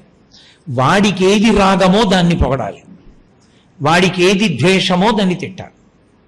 వాడికి రాగము రాక్షసుని ఎందైతే వాడికి రాక్షసుని పొగడాలి, వాడికి ద్వేషము భగవంతుని ఎందైతే నువ్వు భగవన్నింద చెయ్యాలి. అవతలవాడు మహాత్ముడని నీకు తెలుసు, మనం ఎందుకు ఆయన జోలిని మనకి తెలుసు. వాడు తిడతాడు, నువ్వు వినాలి. నువ్వు తిట్టకపోతే వాడు వినడు, నువ్వు తిట్టాలి. ఇప్పుడు ఏమైంది? భోగానురక్తి వలన వాక్కు పాపమును మూట కడుతుంది. కారణం అదే. ధార్మిక చింతన చేత, విచక్షణ చేత, విశ్లేషణ చేత మాట్లాడితే దోషం అంటదో కాకుండా కేవలం ఒక నింద చేయడం ప్రధానమైన ప్రయోజనంగా పెట్టుకుని మాట్లాడడం ఎందుకు వస్తుందో తెలుసా? అదే పనిగా మాట్లాడుతూ ఉండడం. ఎందుకని అంటే భోగకాంక్ష. వాడు ఉండలేడు. ఏమీ లేదనుకోండి, కరెంట్ ఉంటే వాడికి ఇంకా ఆనందమే. ఇలా నొక్కితే చాలు 100 ఛానల్స్లో చూసుకుంటాడు. అది లేదనుకోండి మొదలు, అలా వాళ్ళ ఇంటికి ఎడదామా అంటాడు. ఎందుకు? ఏమిటి ప్రయోజనం? ఆయన ఏదో చదువుకుంటాడు, ఆయన జపం చేసుకుంటాడు, నీకెందుకు? నువ్వు చెయ్యవు, పీడబోయేది. ఆయన ఎందుకు పాడు చేస్తావు? అస్తమానం వెళ్ళను, ఆయన ఇంటి తలుపులు కొట్టడం. అందుకే కలియుగంలో ఉండే పెద్ద ప్రతిబంధకం ఏంటో తెలుసా? కాస్త భగవన్మార్గంలో నిలబడదామనుకున్న వాడి ఇంటి తలుపులు కొట్టినంత మంది లోకంలో ఎవరింటి తలుపు కొట్టరు. వాడు పాడవద్దు అవి వాడి తలుపులు కొడతారు. ఏమిటి చెప్పడం? వెళ్ళి ఏవో అక్కర్లేని మాటలు అంతే. ఏమైంది? అవతల వాడి కాలం కూడా నాశనం అయిపోయిందా? వాడిని పాడు చేసావు, నువ్వు పాడైపోయావు. పాపమా కాదా? అవతలవాడి జపం పాడు చేయడం, అవతలవాడి అనుష్ఠానం పాడు చేయడం, అవతలవాడి కాలం పాడు చేయడం పాపమేనా? ఋషి తపస్సు పాడు చేయడం లాంటిది. అప్పుడు ఆ పాపం మూట కట్టుకున్నావా నీ మాటల చేత? మాటల చేత పాపాలు పోగొట్టుకోరా అంటే మాటల చేత పాపాలు మూట కడతాడు. ఇది సంసార వింధ్యగిరి. పెరుగుతోంది, రోజు రోజుకి పెరిగిపోతోంది. ఇది ఎంత పెరిగిపోతోందంటే సూర్యచంద్రులు కూడా కదలనంతగా పెరగగలదు. అంటే ఎప్పటికవుతుంది ఇంకా నీ పాపం? పోగొట్టుకోవడానికి అవకాశం ఇచ్చిన జన్మని ఉపయోగించుకో. మరి ఇంకా ఎప్పుడు నువ్వు అసలు పోగొట్టుకోగలవు? ఇంకా మిగిలిన జన్మలో పోగొట్టుకునే అవకాశం లేనే లేదు. అనుష్ఠానం లేదుగా దానికి, కాబట్టి పోగొట్టుకోలేవు. కాబట్టి సంసార వింధ్యగిరి కుంఠన కేళి చుంచుహు. చుంచుహు అంటే సమర్థత కలిగినది. పుట్టివాడైనటువంటి అగస్త్యుడు ఎలా శక్తివంతుడో వింధ్యగిరిని కింద పడిపోయేటట్టు చేయడానికి పరదేవత యొక్క కడగంటి చూపు ఇలా ఎవరి మీద ప్రసరించిందో వాడికి ఒక్కసారి ఈ మూడిటి యొక్క విలువ తెలిసి వస్తుంది. అరే నేను ఉపయోగించుకోవాలరా, ఉపయోగించుకోకపోతే పాడైపోతాను. ఎంతసేపు ఇప్పుడు పరీక్షకి పెడతావు, ఎంతసేపు ఉండనిస్తారు? ఏదో ఒక నియతి సమయం ఉండనిస్తారు. ఆ నియతి సమయం దాటిపోతే ఇక పరీక్ష గదిలో కూర్చొనిస్తారా? కూర్చొనివ్వరు, బయటికి పంపించేస్తారు. అలాగే ఈ శరీరంలో ఎంతకాలం ఉండనిస్తారు? నీకు పరమేశ్వరుడు ఎన్ని ఊపిరులు ఆయుర్దాయంగా ఇచ్చాడో అంతకాలమే ఉండనిస్తారు. ఒక్కసారి ఊపిరుల సంఖ్య అయిపోయిందనుకోండి, ఇక ఇందులో ఉండడు. ఇంకా తర్వాత ఎన్ని కోట్ల జన్మలు ఇందులో ఉంటాడు అన్నది ఇందులో ఉండగా ఏం చేసావన్న దాన్ని బట్టే. ఇందులో ఉండగా తగ్గించుకున్నావా అదృష్టవంతుడివి, ఇందులో ఉండగా మళ్ళీ మనుష్య శరీరంలోకో దేవతా శరీరంలోకో వెళ్ళడానికి అవకాశం కల్పించుకున్నావా అదృష్టవంతుడివి. ఈ రెండూ లేదు.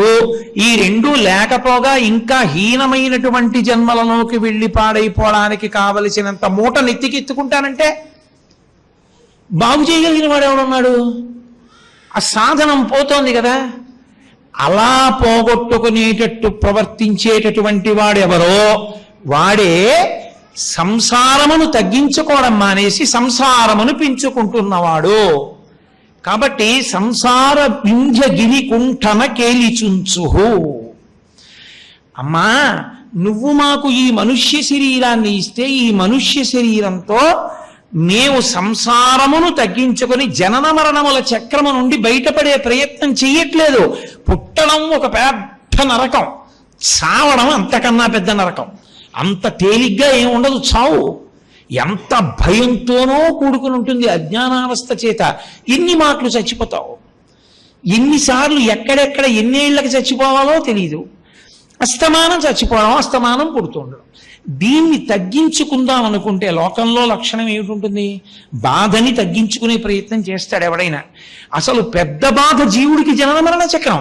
మరి అందులోంచి తగ్గించడానికి ఇక్కడొక్క చోటే ఉంది నీకు అనుగ్రహం. నువ్వు ఒక దేవాలయంలోకి వెళ్ళి నీ ఉత్తరీయం తీసి అలా తుడిచావు అనుకో, కాసేపు చాలు. నీకు శరీరం వచ్చినందుకు ఈశ్వరుడు పుణ్యం వేస్తాడు. వెంకటాచల పర్వతం మీద ఆనందనిలయ విమానంలోకి ఒక డాగ చిన్న పిట్టను తరిగింది. ఆ పిట్ట లోపలికి వెళ్ళి భయంతో ధ్వజస్తంభం దగ్గర ఎగిరింది. డాగ లోపలికి వెళ్ళలేక వెళ్ళిపోయింది. ఆ చిన్న పిట్ట భయంతో ఎగరడంలో దాని రెక్కల యొక్క విసురుకి అక్కడ ఉన్న ధూళి కణాలు తుడవబడ్డాయి. స్కాందపురాణం బ్రహ్మోత్తర ఖండంలో చెప్తారు, తెలిసి కాని తెలియక కాని ఒక పిట్ట తన ధ్వజస్తంభం దగ్గరికి వచ్చి కదిలినప్పుడు ధూళికణములు తొలవబడ్డాయి కనుక పరమేశ్వరుడు దాన్ని వచ్చే జన్మలో చక్రవర్తి కుమారుడిగా పుట్టించాడు. కాయిక కైంకర్యం అంత గొప్పది. అప్పర్ స్వామి ఎక్కడికి వెళ్ళినా దేవాలయాన్ని తుడిచేవారు, ఎక్కడికి వెళ్ళినా దేవాలయాలు కడిగేవారు, పూల మొక్కలు నాటేవారు, కాస్త గడ్డి కనబడితే తీసేసేవారు, అక్కర్లేని చెత్త కనబడితే ఏరేసేవారు. ఎందుకని? ఈశ్వరుడు నీకు శరీరాన్ని ఇచ్చింది, ఈ శరీరంతో ఓ మంచి పని చేస్తూ ఉండాలి. ప్రతిరోజు చెయ్యాలి ఏదో ఒకటి. చేయకపోతే మళ్ళీ నీకు అలా చేద్దామనిపించే శరీరం ఎలా వస్తుంది? అనవసరంగా లోపలికి పక్షులు జంతువులు రావడం ఎంత ఎక్కువైతే కుంభాభిషేకం చేసినప్పుడు సంకల్పం అదే చెప్తారు. పక్షులు జంతువులు అన్నీ లోపలికి వచ్చాయి కాబట్టి దీని శక్తి పోయింది కాబట్టి మళ్ళీ కుంభాభిషేకం చేస్తూనే ఉంటారు. నువ్వు ఒక దేవాలయంలోకి ఎంత ప్రవేశిస్తే అంత పుణ్యం మూట కట్టుకోగలవు. శరీరం ఇచ్చాడు ఈశ్వరుడు, దీనికి ఒక్కదానికి అధికారం ఇచ్చాడు. ఒకసారి ఇందులోంచి జారిపోయాడా అప్పుడు అబ్బబ్బబ్బబ్బబ్బా అందులో ఉండగా వెళ్ళలేదురా, ఒక్కసారి వెడితే ఎంత మూట కట్టుకుందను, ఎటుపోయాను, ఎటు వచ్చాను, ఎందుకు వచ్చింది ఈ దరిద్రం అంతా నాకు, అరే రే రే రే రే ఎంత పాడైపోయాను రా అన్నప్పుడు ఏడుస్తాడు. 1000 మాటలు చచ్చిపోవలసిన వాడికి ఇంకొక జన్మలో చచ్చిపోతే చాలనుకున్న వాడికి కొన్ని కోట్ల సార్లు చావాలను అన్నవాడికి తేడా లేదండి జీవుడికి. ఈ సంసార పరిభ్రమణము దేనివల్ల తగ్గుతుందని అడిగారు. అగస్త్యుడు వింధ్య పర్వతాన్ని ఉంచినట్టు ఎవరి వంక పరదేవత ఇలా చూస్తుందో వాడి సంసారమన్న వింధ్యము వంగిపోతుంది. వంగిపోయి వాడిక జనన మరణ చక్రమునందు ప్రవేశించడు. అంటే ఆ మాటకు అర్థం ఏమిటో తెలుసా? ఇప్పుడు వాడు చేసే కర్మలన్నీ ఎందుకు చేస్తాడంటే నేను వచ్చే జన్మలో ఏదో ఫలానా వైభోగం పొందుదామని చెయ్యడు. ఇవన్నీ నేను ఎందుకు చేస్తున్నానో తెలుసా?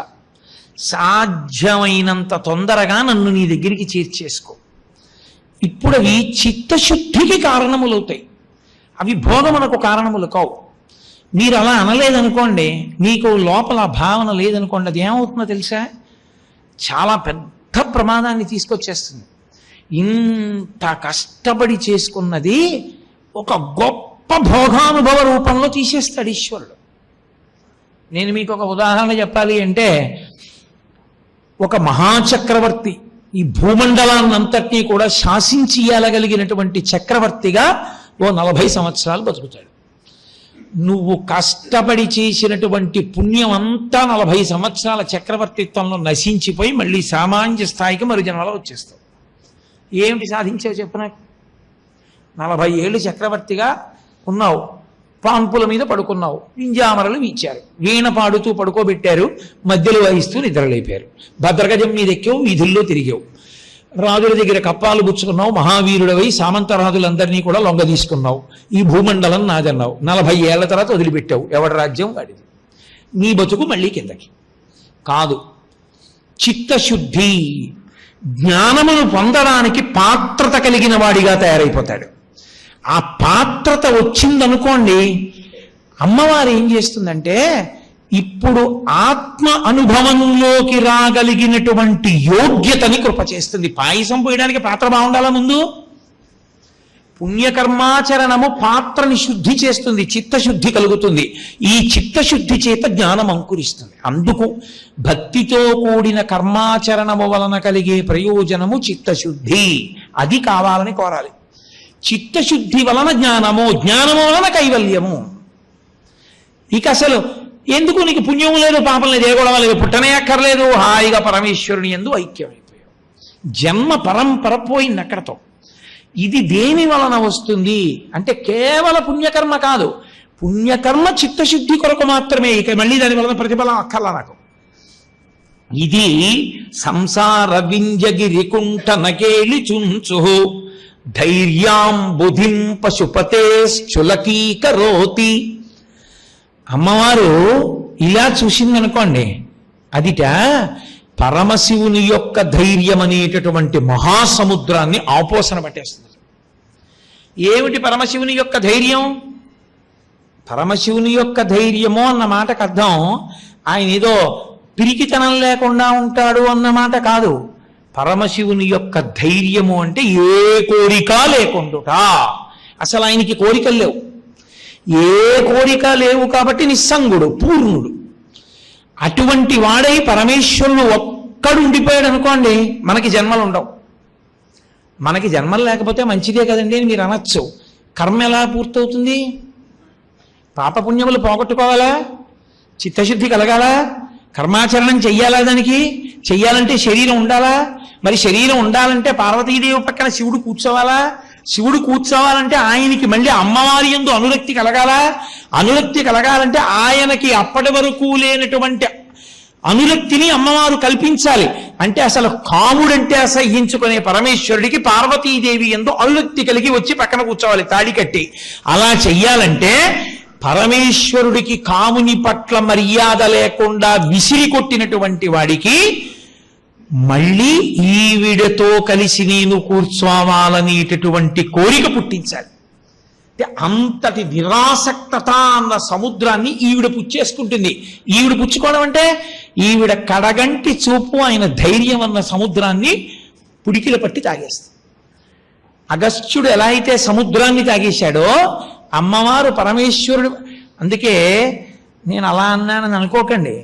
ఇలా చూడడం ప్రేయసీ లక్షణం కాదు, ఇలా చూడడం ప్రేయసీ లక్షణం అని కదా. అమ్మవారు అయ్యవారి వంటి ఇలా చూసిందనుకోండి, ఆయన వశుడైపోతాడు. ఆయన వశుడైపోవడం అంటే అమ్మవారు మనకి తల్లిగా కూర్చుంది అని దాని అర్థం.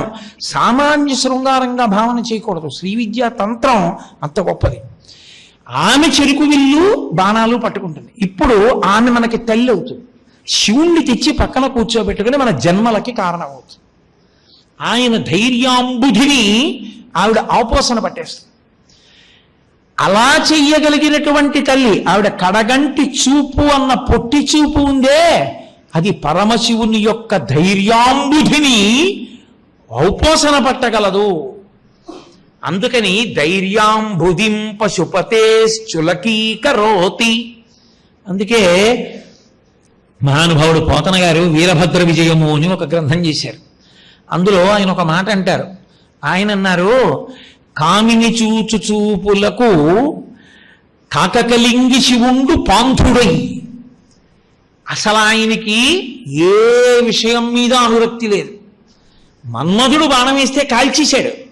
అటువంటి వాడు పార్వతీదేవి ఇలా చూసేటప్పటికీ పాంధుడై కాకకలింగి, కామిని చూచు చూపులకు కాకకలింగి శివుండు పాంధుడై, కాముని తొల్లి గెలిచిన మగంటిమి నెల్లమరంచి. ఆయన ఇంతకు ముందు నేను కాముణ్ణి గెలిచాననేటటువంటి విషయాన్ని కూడా మరిచిపోయినటువంటి వాడైపోయి లోలిమిన్ కామిని చూచుచుండే. ఆయన లౌల్యముతో, లౌల్యము అన్న మాటకి సంస్కృతంలో అర్థం ఏంటంటే లల్ అన్న ధాతువుకి అర్థం భోగానుభవం. పార్వతీదేవితో కూడాలన్న కోరిక కలిగింది ఆమె కడగంటి చూపు వలన కలిగి. లోలిమిన్ కామినించుచుచుండే, ఆయన లౌల్యముతో ఆవిడ వంక చూస్తున్నాడు.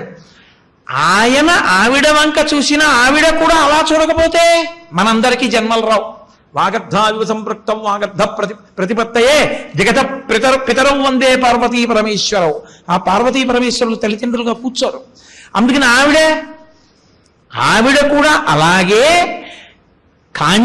కామిని కామముతోడ కామ వైరిని చూచుచునుండే. ఆవిడ కూడా అంతే మహాకామంతో, అంటే లౌకిక కామం కాదు, ఒంటిగా ఉన్న పరమేశ్వరుడు ఇంత జగత్తుగా విస్తరించాలన్న కామంతో ఆమె కామవైరిని చూసింది. మన కళంకయై, ఆమె మనస్సు కామముతో నిండినదై, అంటే ఇంతమంది బిడ్డలు పుట్టాలి, పుట్టి శరీరాలు ఉండి శరీరాలతో సుఖదుఖములను పాపపుణ్యాలను అనుభవించేసి వాళ్ళు మళ్ళీ జ్ఞానమును పొందడానికి కావలసిన పాత్రతను పొందాలని మనని అనుగ్రహించడానికి చూసింది. చూస్తే వాళ్ళిద్దరూ ఆది దంపతులయ్యారు. అదే నిత్యాయ అని శంకరాచార్యుల వారు ఆద్య కుటుంబినే ముని మన ప్రత్యక్ష చిన్మూర్తయే అంటారు శివానంద లహరిలో. ఆద్య కుటుంబినే, లోకమునకు మొదటి తల్లిదండ్రులై కూర్చున్నారు. ఇదే శంకరులు ఈ భావాన్ని సౌందర్యలహరిలో చాలా చమత్కారంగా మాట్లాడతారు. స్ఫురద్గండాభోగ ప్రతిఫలిత తాటంక యుగళం చతుశ్చక్రం మన్యే తవ ముఖమదం మన్మదరథం యమారుహ్యద్రుహ్యత్ కవనిరథమర్కేందు చరణం మహావీరోమార ప్రమదపతయే సంగీతవతే అన్నారు. మన్యే, అమ్మా నేను ఊహిస్తున్నాను అన్నారు. అమ్మవారి దగ్గరికి వెళ్ళి శంకరాచార్యుల వారు, అమ్మా నాకు అనుమానంగా ఉందమ్మా అన్నారు. ఏం అనుమానం శంకరా నీకు? అమ్మా మన్మధుడు మళ్ళీ పరమశివుడి మీదకి యుద్ధానికి వస్తున్నాడమ్మా. ఒకసారి బాణం వేస్తే కాలిపోయాడు కదా శంకరా, శంకర అంటే శంకరాచార్యుల వారిని, కాలిపోయాడు కదా, మళ్ళీ ఎలా యుద్ధానికి వస్తాడు అంటే, అమ్మా రహస్యంగా యుద్ధానికి కావలసిన సంభారాలన్నీ సమకూర్చుకుంటున్నాడమ్మా. మన్మధుడికి శత్రువు లోకంలో శివుడు ఒక్కడే, ఎందుకని ఆయన ఒకడే లొంగలేదు, మిగిలిన వాళ్ళందరూ లొంగిపోయిన వాళ్ళే కాబట్టి అమ్మ ఆయనేగా శత్రువు, సంభారాలు సమకూరుస్తున్నాడమ్మా. ఏం సంభారాలు సమకూరుస్తున్నాడయ్యా యుద్ధానికి? అమ్మా శివుడికి ఉన్నటువంటి రథం కన్నా గొప్ప రథాన్ని నిర్మాణం చేశాడు. అలాగా ఏం చేశాడు అంటే శంకరులు అన్నారు, స్ఫురద్గండాభోగ ప్రతిఫలిత తాటంక యుగళం చతుశ్చక్రం మన్యే తవముఖమిదం మన్మదరథం యమారుహ్యద్రుహ్యత్ కవనిరథమర్కేందు చరణం. శివుడికున్న రథం ఏంటమ్మా? త్రిపురాసురుల్ని గెలిచాడు, అదే పెద్ద యుద్ధం. ఆ యుద్ధంలో ఆయన వాడిన రథం ఈ భూమినంతటి రథంగా చేసుకున్నాడు. సూర్యచంద్రుడిద్దరినీ చక్రాలుగా చేసుకున్నాడు. అంటే 2 చక్రాలైనా శివుడి రథానికి ఉన్నాయి. మరి ఇప్పుడు మన్మధుడికి 4 చక్రాల రథం సంపాదించాడు. అంటే 2 చక్రాలు ఎక్కువ ఉన్నాయా? అబ్బో ఏమిటయో ఆ రథం అంది అమ్మవారు. ఏమిటమ్మా నీ ముఖమే? నా ముఖం ఆ రథం? అవును, నీ ముఖాన్ని రథం చేసుకుని నీ చెవి తాటంకములు 2 నీ బుగ్గల్లో ప్రతిబింబాలు పడుతుంటే ఈ 4టిని చక్రాలుగా చేసుకుని నీ ముఖాన్ని రథంగా చేసుకుని అందులో కూర్చున్నాడు. శివుడు రథం ఎక్కొచ్చాడు. ఏడ్రా మన్మధుడు యుద్ధానికి వచ్చాటన్నాడు. ఇదిగో ఇక్కడ ఉన్నానన్నాడు. శివుడు రథంలోంచి ఇలా చూశాడు. ఎదురుగుండా రథం ఎవరిది? అమ్మవారి ముఖం. చూడగానే ప్రసన్నుడైపోయి అది అక్కడ వారేసా ధనస్సు వచ్చేసాడు. ఓడిపోయాడా? అమ్మా ఈసారి శివుడు గెలుస్తాడని నమ్మకం లేదు. నీ ముఖం రథం మన్మధుడికి, కాబట్టి ఆయన యుద్ధం చేయలేడు. మన్మధుడు నీ ముఖంలో కూర్చున్నాడమ్మా. మన్యే ఊహిస్తున్నాను తల్లి అన్నారు. అంటే శివుడు ఓడిపోతాడు అనకూడదు, అమంగళం. అందుకని అమ్మోయ్ మన్మధుడు యుద్ధానికి వస్తాడనుకుంటున్నానమ్మా అంటే ఏమిటి దాని అర్థం? అమ్మ నీ ముఖమండలాన్ని చూస్తే కాముని కాల్చినవాడు కామేశ్వరుడై వచ్చి కూర్చుని నీ మెళ్ళలో తాళి కట్టి పక్కన కూర్చుంటాడు బహిర్ముఖుడై. అది తల్లి కామేశబద్ధ మంగళ్య సూత్ర శోభిత కంధరా. నువ్వు అలా ఆయన్ని వశం చేసుకుని పక్కన కూర్చోబెట్టుకోకపోతే మా అందరికీ జన్మేది. జన్మ లేకపోతే మేము ఎలా కర్మ పోగొట్టుకుంటాం, పాపపుణ్యాలు ఎలా పోగొట్టుకుంటాం? ఇంతటి మహోపకారం చేసిన దానివి కదమ్మా. అందుకని అగస్త్యుడు సముద్రాన్ని తాగేసినట్టే నీ పొట్టి చూపుండే కటాక్షం అది శివుడి వంక ఇలా చూస్తే ఆయన పరవశుడైపోయి ఆయన ధైర్యం అన్న సముద్రాన్ని నీ పొట్టి చూపు అన్న అగస్త్యుడు తాగేశాడు. పోయింది ధైర్యం అంతా శివుడికి, లొంగిపోయాడు. నీకు తండ్రిగా కూర్చోబెట్టేశావు మా అందరికీ. అఖిలాండేశ్వరి అయ్యావు. పరమశివుడికి శివకామ సుందరి అయ్యావు. ఇది ఆ మూకశంకరుల అన్వయం. అందుకనమ్మా బయట అగస్త్యుడు ఎంత గొప్పవాడో నీ పొట్టి చూపు అంత గొప్పది, నీ కటాక్షం అంత గొప్పది. కటాక్షం అన్న మాట వాడకుండా శ్లోకం చేశారు. అగస్త్యుడితో పోలిక వేస్తూ దాని వలన మనం తెలుసుకోవలసి ఉంటుంది. ఓహో ఇంత గొప్పగా కటాక్ష వర్ణనం చేస్తున్నారు మూకశంకరులు అని. కాబట్టి మాహాత్మ్య అని మొదలు పెడతారంటే అమ్మా నీ చూపు యొక్క వైభవమును వర్ణించగలిగిన వాడు లేడు తల్లి. దాని చేత మేము అనుగ్రహం పొందుతాం. ఈ శ్లోకం యొక్క గొప్పతనం ఏమిటో తెలుసా? మీరు ఈ శ్లోకాన్ని అదే పనిగా ధ్యానం చేశారనుకోండి, మీకు బహుభంగిమల ఆలోచనలు వస్తుంటే మీలో మీరు సంతోషపడిపోతుంటే 10 మాటలు అగస్త్యుడు అంటే అమ్మవారి కటాక్షము అని తెలియగానే నేను ఈ ఉపన్యాసం చెప్పేటప్పుడు ఎన్ని మాటలు ఇలా తిప్పాను. అది చెప్పడానికి తిప్పానన్నప్పుడు ఆ భావంలోకి అన్వయం అయ్యానా లేదా అమ్మవారిగా? నేను ధ్యానం చేస్తున్నప్పుడు అమ్మవారు ఇలా తిప్పి చూస్తే అన్నప్పుడు అమ్మవారి కన్నిలా కదిలి నాకు కనపడుతుందా కనపడదా? అదే కామాక్షి పరదేవతానుగ్రహం. ఆ చూపు పడడానికి యోగ్యత కల్పిస్తారు. అది ఏ కారణం చేత అయితేనే ఊహ చేత నీ మీద పడిన ఉత్తర క్షణంలో దాని ప్రయోజనం పొందావు. ఇప్పుడు తెలియదు అదేమిటో. తర్వాత తెలుస్తుంది ఎంత అనుగ్రహాన్ని పొందేశావో, దాని వలన ఎంత పుణ్యాన్ని మూట కట్టేసుకున్నావో, దాని వలన ఎన్ని కోట్ల జన్మలు తగ్గించేసుకున్నావో తర్వాత తెలుస్తుంది. తెలిసిన నాడు అబ్బా మూక పంచశతిలో ఒక్క శ్లోకం కాకుండా 500 చదివిస్తే ఎంత బాగుండరా అనిపిస్తుంది.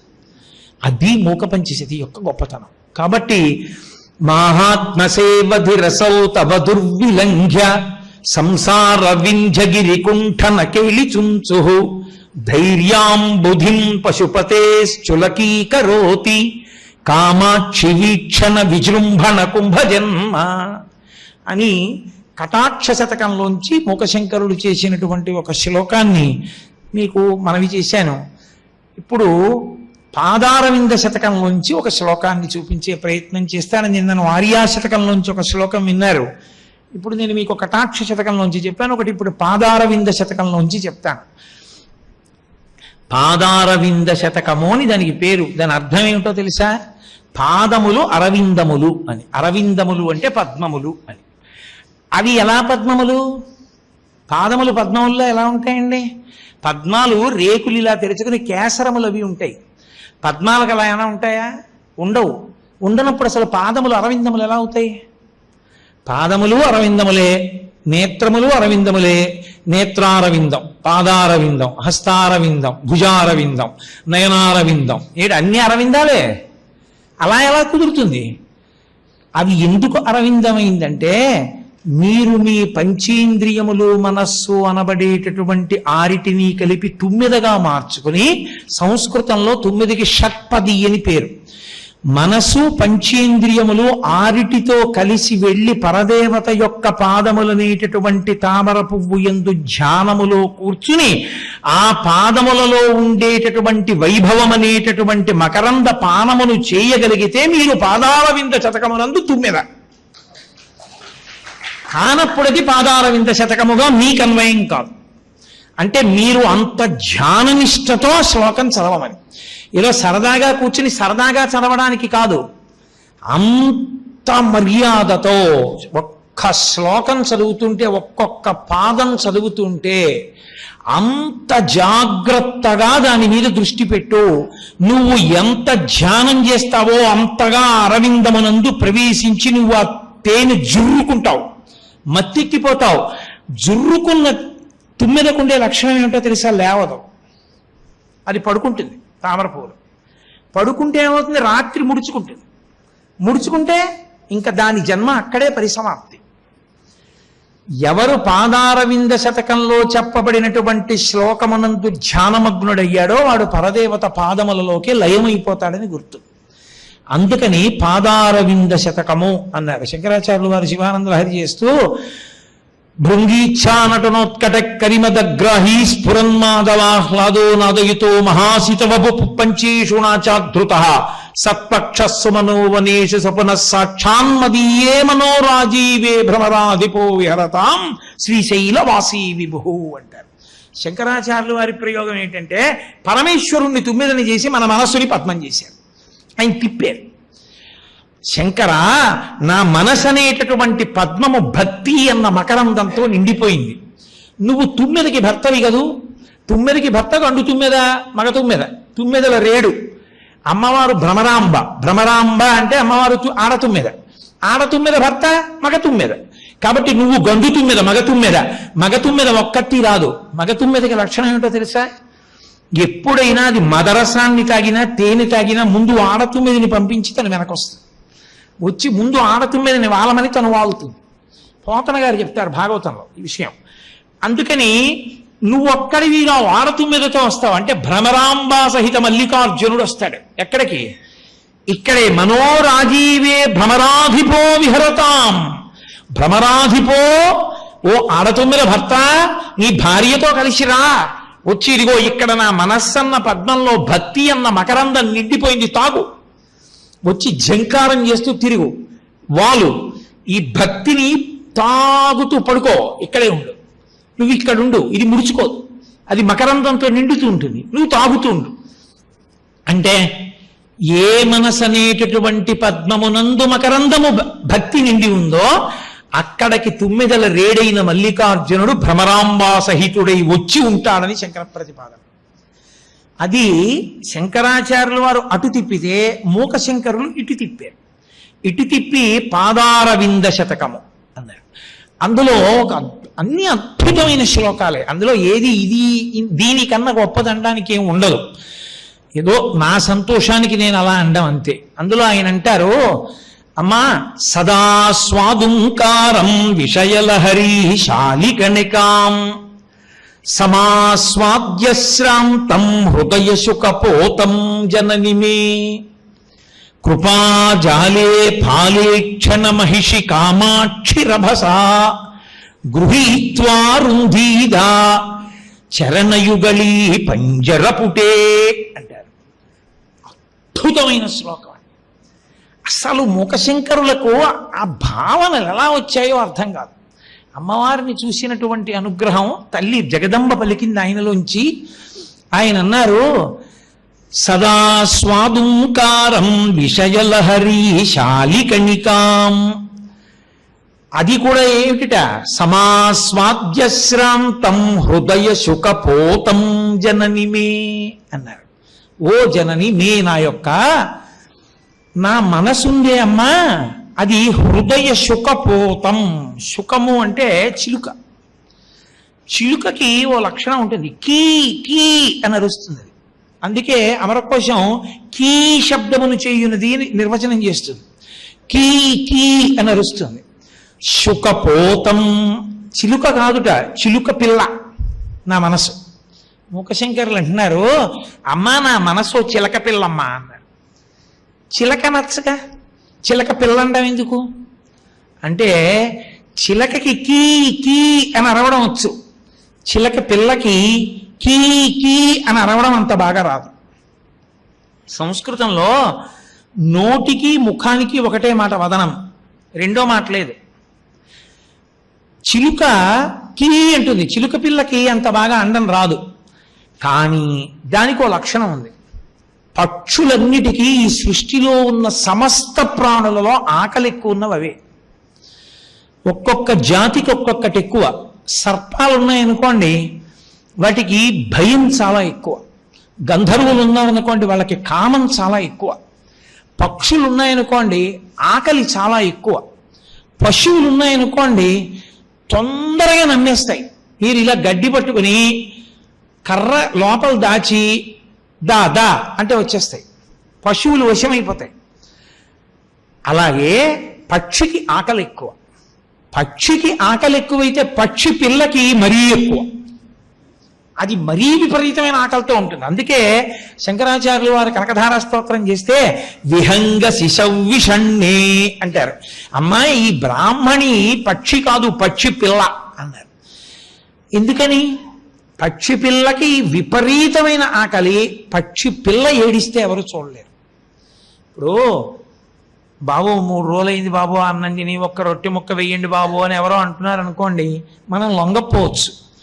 పిల్ల మన అడగకుండా అమ్మ అన్నం పెట్టి 2 రోజులైందమ్మా, అమ్మ ఆకలిస్తోందంటే మంచినీళ్ళు తాగమంటున్నావమ్మా, అమ్మ నా కడుపులో తిప్పేస్తోందమ్మా, అమ్మ ఒక్క బిస్కెట్ అన్నా పెట్టమ్మా అని ఏడుస్తోంది అనుకోండి, ఎక్కడి నుంచి తానే అంటోంది అనుకోండి తల్లి, మీరు చూస్తూ ఊరుకోగలరా? మీరు వెంటనే ఓ రొట్టెట్టుకొచ్చి ఇస్తారు, ఆ పిల్లకి పెట్టి నువ్వు తిను అంటారు. పిల్ల ఏడిస్తే చూడలేరు. మూకశంకరుల యొక్క గొప్పతనం ఎక్కడుందో తెలుసా? శంకర భగవత్పాదుల్లాగే, అమ్మా ఇది చిలుక కాదమ్మా, చిలుక పిల్ల అన్నాడు. అమాయకురాలు కదా, దానికి ఇంకా వచ్చిరా ఇంతాను దొరికిపోతుంది. అమ్మ ఈ చిలక పిల్లకి ఆకలి ఎక్కువ. ఇది ఏం చేస్తుంటుంది అంటే, ఇది సదా స్వాదుంకారం విషయలహరి శాలికనికాం, అది ఆయన ప్రయోగం. చిలుక పిల్ల కాబట్టి బియ్యం గింజలు తింటుంటుంది, బియ్యం గింజల నూకలు తింటుంటుంది. సాధారణంగా ఈ పిట్టల్ని పట్టుకునే వాళ్ళు బియ్యం చల్లరు, నూకలు చల్లుతారు. అది శాలికనికాం, బియ్యపు గింజల యొక్క ముక్కలైనటువంటి నూకల్ని తింటుంది. కారణం దాన్ని నోరు చిన్నిది, ఆకలి ఎక్కువ, తింటుంది. తిన్నదేం చేస్తుంది? దానికి ఓ దరిద్ర లక్షణం, తినేసింది పోని అరవదు, కీ కీ కీ అంత చిలకలాగా పడుకుంటుంది. తినేసి, మీరు ఎప్పుడైనా చిలకను చూశారో లేదో నాకు తెలియదు, చిలకను ఎప్పుడైనా మీరు చూడండి, చిలుక కన్ను ముయ్యడం స్పష్టంగా కనపడుతుంది. అది మహాకవుల ప్రయోగాలంటే అలా ఉంటాయి. మిగిలిన పక్షులకి మీకు అలా తెలియదు. మీరు ఎప్పుడైనా చిలుక వాలినప్పుడు చూడండి, చిలుక కన్ను ఇలా మూసిందనుకోండి, మీకు చిలుక కన్ను మూస్తోందని తెలిసిపోతుంది. ఎందుకో తెలుసా? చిలుక కన్ను మూసినప్పుడు తెల్లటి పొర అడ్డంగా దిగుతుంది ఇలాగా, అందుకని మూస్తోంది తెరుస్తోందని తెలుస్తుంది. చిలుక పిల్ల ఏం చేస్తుందంటే, ఈ బియ్యపు గింజలు తిని ఆ తెల్లటి పొర ఇలా మూసేస్తుంది. కళ్ళు మూసుకుంది అని తెలుస్తుంది. అది కళ్ళు మూసుకుంది అని తెలిస్తే దాన్ని పట్టుకోవడం తేలిక, అవునా కాదా? సాధారణంగా అన్ని పక్షుల్లోకి అందరూ పట్టుకోవాలని చూసే పక్షి చిలకే. ఎందుకు చిలకని పట్టుకుంటారు? సరదా, పంజరంలో పెట్టుకుంటారు. చంపేయక్కర్లేదు, పంజరంలో పెట్టుకుంటారు. దాని స్వభావం చచ్చిపోయిందా? అయిపోయిందా? హాయిగా అటు ఇటు ఎగురుతూ సుఖంగా జామకాయలు అవి ఇవి తింటూ తిరగవలసిన చిలుక ఓ పంజరంలోకి పోయింది. అక్కడికి వెళ్ళి ఏం చేస్తుంది? ఇప్పుడు కీ కీ అని అక్కడ వస్తుంది. ఉపయోగం ఉందా? లేదు. ఎందుకని? ఇంకా ఎగరడానికి ఏం లేదు, అందులో పడి ఉంటుంది. అంతే, తీసుకొచ్చి అందులో ఏదో పడేస్తాడు, తింటుంది. అలాగే ఉంటుంది. అయిపోయి ఏం చేస్తుందంటే, ఇంకా విచిత్రం ఏమిటో తెలుసా? అలా 5 ఏళ్ళు పంజరంలో ఉందనుకోండి, దాన్ని చేయి పెట్టి తీసి బయట వదిలేరనుకోండి, అది వెళ్ళదు, ఎగిరొచ్చి పంజరంలో దూరిపోతుంది. అది అలవాటు పడిపోయింది. పంజరానికి అలవాటు పడిన చిలకంటారు, అది వెళ్ళదు, అది అందులోనే కూర్చుంటుంది. అంటే దాని స్వభావం చచ్చిపోయింది దానికి. మూకశంకరులు అన్నారు, అమ్మా నా మనసుందే హృదయ శుకపోతం జననిమే, ఈ నా మనసుందే ఇదేనమ్మా చిలక పిల్ల. ఇది ఏం చేస్తుంటుందో తెలుసా? విషయలహరి శాలికనికాం, ఎప్పుడు విషయములనేటటువంటి ప్రవాహాల్ని అనుభవిస్తూ ఉంటుంది. అలా నూకలు ఇలా కాసి నూకలు చల్లుతాడు, దాని మీద వలేస్తాడు, నూకల కోసం వెళ్ళి వలలో చిక్కుకుంటుంది. అలా నా మనసనే చిలుక పిల్ల ఏం చేస్తుందో తెలుసా అమ్మా? ఎప్పుడు నూకలు వెతుక్కుంటుంది. దానికి ఆకలి తీరదు, దీనికి తృప్తి కలగదు. చిలక పిల్లకి ఆకలి మరీ ఎక్కువైపోయినట్టే విషయముల మీద ఆసక్తి నా మనసుకి అంత ఎక్కువ. అందుకే ఇది సుఖపోతం, ఇది విషయములను అలా అనుభవిస్తుంది. అది అలా నూకలు తింటున్నట్టే ఇది 5 అనుభవిస్తూ ఉంటుంది. శబ్దస్పర్శ రసరూపగంధములే సుఖ స్వభావములు. పరమేశ్వరుడు ఈ 5 ఇంద్రియములను ఇచ్చి అన్నాడు, ఈ 5 ఇంద్రియములతోనే ఈశ్వరుణ్ణి పట్టుకుని తరించిపోవాలన్నాడు. శబ్ద అందుకే భద్రం కర్ణీభి శృణుయామ దేవాహ అంటారు. మా చెవులు ఎప్పుడు మంచి మాటలను వినుగాక, మా చెవులు ఎప్పుడు భగవత్ సంబంధమైన విషయములను వింటూ ఉండాలి. కానీ ఇవేం చేస్తాయి? తాత్కాలికముగా ఉద్రేకమును కల్పించగలిగినటువంటి మాటలు వినడానికి ఎక్కువ ఇష్టపడతాయి. నేను మీతో ఇందాక మనవి చేశాను కదా, మాట అంత శక్తివంతమైన సాధనము లోకంలో ఇంకోటి లేదు. మీరు ఆ మాట చేత అవతల వారు కష్టాన్ని మరిచిపోయేటట్టు చెయ్యొచ్చు. మీరు ఆ మాట చేత అవతలవాడు పొడుచుకు చచ్చిపోయేటట్టు చెయ్యొచ్చు. ఆ మాట చేత చచ్చిపోయే వరకు గుర్తొస్తే బాధపడేటట్టు చెయ్యొచ్చు. ఆ మాట చేత మీరు దేవతల్ని ప్రసన్నుల్ని చేసుకుని కోరికలు తీర్చుకోవచ్చు. ఆ మాట చేత కారాగారానికి వెళ్ళిపోవచ్చు. ఆ మాట చేత మనమే చచ్చిపోవచ్చు. జిహ్వాగ్రే వర్తతే లక్ష్మి, జిహ్వాగ్రే మిత్రబాంధవా, జిహ్వాగ్రే బంధనం ప్రాప్తి, జిహ్వాగ్రే మరణం ధ్రువం. సుందరకాండలో స్వామి హనుమ కేవలము తన మాటల చేత సీతమ్మని ఓదార్చారు. ఓదార్చి రాముడికి చెప్పారు, అమ్మమ్మ తతోమయావద్భిదధీన భాషిత శివాభిరిష్టాభిరభిప్రసాదిత జగామ శాంతిం మమ మైథిలాత్మజ తవాపి శోకేన తథాభిపీడిత. నా మాటల చేత సీతమ్మ దుఃఖాన్ని పోగొట్టి ఆవిడ సంతోషంగా ఉండేటట్టు చెయ్యగలిగానన్నారు. వాక్కు యొక్క వైభవమే సుందరకాండ. అయినప్పుడు మాటల చేత అవతల వాళ్ళని సంతోషపెట్టచ్చు. పనికి మాలిన మాటలు మాట్లాడడం, పనికి మాలిన మాటలు వింటూ ఉండడం, సంతోషపడిపోతూ ఉండడం. సమాజంలో మీకు కనపడరు, నేను ఎందుకు చెప్పాలి పేర్లు? ఎన్ని విననివ్వండి, ఎందుకు వస్తాడో తెలియదు. 3 గంటలు చెప్పనివ్వండి, వింటాడు. ఇలా తలుపులోంచి బయటికి వెళ్ళగానే లౌకిక విషయాన్ని ప్రస్తావన చేస్తాడు తప్ప అబ్బా ఏమి మూకశంకర్లండే అనలేడు. కారణం ఏమిటో తెలుసా? అది అంటుకోదు. ఆ మనసుకి ఇంక అసలు అంటుకునే లక్షణం లేదు. అదే రామకృష్ణ పరమహంస అంటారు, ఒక మేకు కొట్టాలనుకోండి, అసలు ఆ మేకు లోపలికి వెళ్ళడానికి వీలైన గుల్లతనం గోడకుంటే కదా మేకు దిగడం. అలా కాకుండా అది ఒక ఇనుప స్తంభం అనుకోండి, మీరు వెళ్ళి దాని మీద మేకు కొట్టే ప్రయత్నం చేస్తే మేకు వంకర తిరిగిపోతుంది తప్ప లోపలికి వెళ్ళదు. మీరు తీసుకొచ్చి నేను ఎందరినో చూశాను ఈ ఆధ్యాత్మిక రంగంలో ఉన్నందుకు. మీరు తీసుకొచ్చి 3 గంటలు కూర్చోబెట్టి చెప్పండి, వాడు బయటికి వెళ్ళి అబ్బా ఏమి మూకశంకర్లండి, ఏమి శ్లోకాలండి అని అన్నాడు. వాడు సరికదా, మీరు అంతసేపు చెప్పకుండా ఉంటే బాగుండేదేమో, వార్తలు అయిపోతాయి కదా, రూమ్లో న్యూస్ చూద్దాం అంటాడు. నేను ఎందరినో చూశాను, తెల్లబోయాను.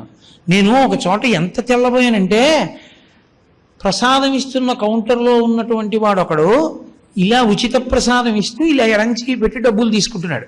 ఏ దేవస్థానం వదిలేయండి, ఎక్కడో చోట ఒకడో. వీడు పెద్ద ఆఫీసర్, నాతో వచ్చినవాడు.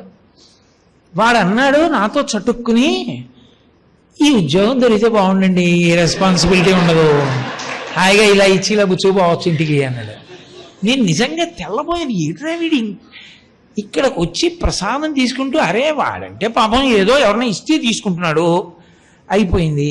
ఉన్న ఉద్యోగం వదిలిపెట్టేసి ఇందులో ఏదో తేరగా ఏ పని లేకుండా ఏ బాధ్యత లేకుండా ఇలా ఎడం చేత్తో పుచ్చుకుంటూ కుడి చేత్తో ప్రసాదం పెట్టడం ఎంత తేలిక, ఈ ఉద్యోగం వస్తే బాగుండన్నాడు, వీడిని ఈ దేవాలయంలో పడుకోబెట్టి 30 రోజులు ఈడిచేస్తే మాత్రం వీడి మనసు బాగుపడుతుందిరా అనుకున్నాను. ఒక్కొక్కడంతే చాలా చిత్రాతి చిత్రమైనటువంటి ప్రతిపాదనలు తీసుకొస్తారు. మీరు ఎంత చెప్పండి వాడి తలకి ఏమి ఎక్కుతుంది అంటే ఏమీ ఎక్కదు. ఉత్తినే అలా ఉంటాడు అంతే. ఎందుకో తిరుగుతుంటాడు, ఎందుకో వింటుంటాడు, అన్నీ వింటాడు. ఏమి అర్థమైందిరా నీకు అడిగితే ఏమీ అర్థం కాదు. వాడు ఎందుకు వస్తాడో తెలియదు అసలు సభకి. అంత విచిత్రంగా ఉంటారు. ఇది మనసుకి పట్టుకోగలిగిన లక్షణం లేదు అసలు, దానికి వికర్షణ, అసలు దానికి భగవత్ సంబంధాన్ని తీసుకోదని. అంటే కొన్ని కోట్ల కోట్ల జన్మలుగా వాడి మనస్సు ఎంత విషయ సంబంధంతో ఘనీభవించిపోయిందో అది దాన్ని ఒక్కదాన్ని లాక్కుంటుంది. ఇప్పుడు ఓ కర్ర ఉందనుకోండి, నేను ఎన్నాళ్ళు ఎలక్ట్రిసిటీ వైర్ దాని మీద పెట్టినా అది పుచ్చుకోదు. అది ఓ రాగి తీగ అనుకోండి, ఇలా తగిలితే చాలు పుచ్చేసుకుంటుంది. భగవత్ సంబంధం ఎప్పటి నుంచో మూట కట్టుకుంటున్నవాడు ఒక్కొక్క చోట ఎంత పండితుడు ఏం చదువుకున్నాడు అన్న దాంతో సంబంధం ఉండదు. వాడు ఇట్టే పట్టేసుకుంటాడు అంతే. ఎంతో చిన్న పిల్లలు పట్టుకుంటుంటారు ఒక్కొక్క చోట. నాకు చాలా ఆశ్చర్యంగా ఉంటుంది. చిన్నపిల్లలు పట్టేసుకుంటారు. జుట్టు నెరిసిపోయిన వాళ్ళకి తలకెక్కదు. ఏమని చెప్పాలి? వాడు కొయ్య, వీడు రాగి తీగ, అది స్వభావం. ఆ స్వభావం అలా ఉంటే దాన్ని ఇంకెవరు ఏమి చేయలేరు. అటువంటి వాడికి మాట గౌరవం ఎప్పటికీ తెలుస్తుంది? ఎప్పటికీ తెలియదు. వాడు అసలు తన జీవితంలో తన వాక్కుని పరమేశ్వరానుగ్రహము కొరకు రోజుకి కనీసం కొన్నిసార్లైనా నేను వాడుకున్నాననేటటువంటి ధైర్యంతో వాడు బతకలేడు. వాడికి ఎప్పుడూ విషయమే. మాట మాట్లాడితే విషయ సంబంధమే. మీరు చూడటల్లా పెద్ద పెద్ద దేవాలయాల్లో దర్శనానికి వెళ్తూ పేపర్ కొనుక్కుని ఇలా చదువుకుంటూ నడుస్తారు. పక్కవాడితో రాజకీయాలే మాట్లాడతారు. ఉత్తినే దేవుడి దగ్గరికి వచ్చి ఇలా అంటారంతే. వాడి లోపలంతా అవే ఉంటాయి. ఎందుకది? ఒక్కరోజు నువ్వు పేపర్ కొనుక్కుని నడవకపోతే ఏమవుతుంది? దేవాలయంలోకి వెళ్ళేటప్పుడు వాడు చాలా గొప్ప అనుకుంటాడు. పేపర్ చూడకపోతే ఉండలేనండి అంటాడు. ఎందుకది? నువ్వు అవమానపడాలి ఆ మాట అనడానికి. కాబట్టి మూకశంకరులు ఇంత గంభీరమైన విషయాన్ని ప్రతిపాదన చేస్తున్నారు. ఈ చిలక పిల్లకి అలవాటు ఏమిటో తెలుసా అమ్మా? ఎప్పుడూ భోగమే. కాబట్టి అది విషయలహరి శాలికణికాం. ఈ కంటితో చూస్తే నదర చూపు చూస్తుంది. దానికి ఏది నచ్చింది దాన్ని నాదిగా చేసుకున్నట్లు భావన చేస్తుంది. దానికి ఆ లక్షణం ఉంటుంది. మనసు చేత దేన్నైనా అది అనుభవిస్తుంది. నీది కాని దాన్ని, నువ్వు అనుభవించకూడని దాన్ని నీదిగా అనుభవించగలదు మనసు. దానికి ఆ లక్షణం ఉంటుంది. ఇప్పుడు ఎవరింట్లోనో నేను ఒక మంచి వజ్రాల హారం చూశాను అనుకోండి, వెంటనే నేను ఆ వజ్రాల హారం వేసుకుంటే అని భావన చేశాను అనుకోండి, అబ్బా నాకుంటేనా, నేను వేసుకుంటే ఎలా ఉంటుంది అన్నాను అనుకోండి, నేను మనసుతో దాన్ని నాదిగా చేసి అనుభవించేసానా లేదా? అనుభవించేస్తాను. అంటే మానసిక చౌర్యం అయిపోయింది. అందుకే మనసు వ్యభిచారం కూడా చేసేస్తుంది. మానసిక వ్యభిచారం చేశాడంటారు. అందుకే అది దొరకదు కూడా, ఎవ్వరికి తెలియదు. దాన్ని దంభము అంటారు. పైకి పెద్ద మనిషిలా ఉంటాడు, లోపల మనసుతో చెయ్యకూడని దోషములన్నీ చేస్తూ ఉంటాడు. దానికి సంస్కారం పట్టలేదు. అది ప్రమాదకరమైన లక్షణం. దానికి అంతుండదు. ఇంకా ఇంద్రియాలతో జుర్రుకోగలిగినంత జుర్రుకుంటూనే ఉంటాడు. మార్చి మార్చి మార్చి మార్చి అనుభవిస్తాడు. కళ్ళతో చూస్తాడు చూస్తాడు చూస్తాడు చూస్తాడు, విసిగితిపోతాడు. చెవులతో వినకూడనివన్నీ వింటుంటాడు. నాలుకతో ఒక శౌచం అక్కర్లేదు. ఇలా తినడమా, ఇలా తినకపోవడమా ఏం అక్కర్లేదు. ఒక ఆవో, ఒక దూడో, ఒక గేదో వాల్ పోస్టర్ని నిలబడి ఎలా నవిలేస్తుందో, రోడ్డు పక్క ఎలా తింటుందో, అలా ఏ బండి పక్కనో నిలబడి ఎడం చేత్తో పట్టుకుని కుడి చేత్తో బూట్లు వేసుకుని తినేస్తాడు. వాడికి ఏమి మర్యాద ఏమైనా? అరే తినేటప్పుడు అదేమిట్రా, అలా తినడం ఏమిట్రా, అది పశువు తింటుందిరా, అలా నేను తినకూడదు కదా, నేను ఒక చోట కూర్చుని తినాలి కదా, మర్యాదగా ఓ కాళ్ళు కడుక్కోవాలి, ఓ చేతులు కడుక్కోవాలి. దిక్కుమాలిన మనుష్య జన్మకు నియమం ఉంది కదా, నాకు ఆ గేదికి ఏమిటి తేడా అని వాడేం ఆలోచించాడు. అదేమిటంటే తినద్దా మరి అంటాడంతే, తినేస్తాడు. కాబట్టి వాడికి కావలసింది నాలుగు మీద పడిపోవాలంతే, తినేయాలి, అయిపోవాలి అంతే.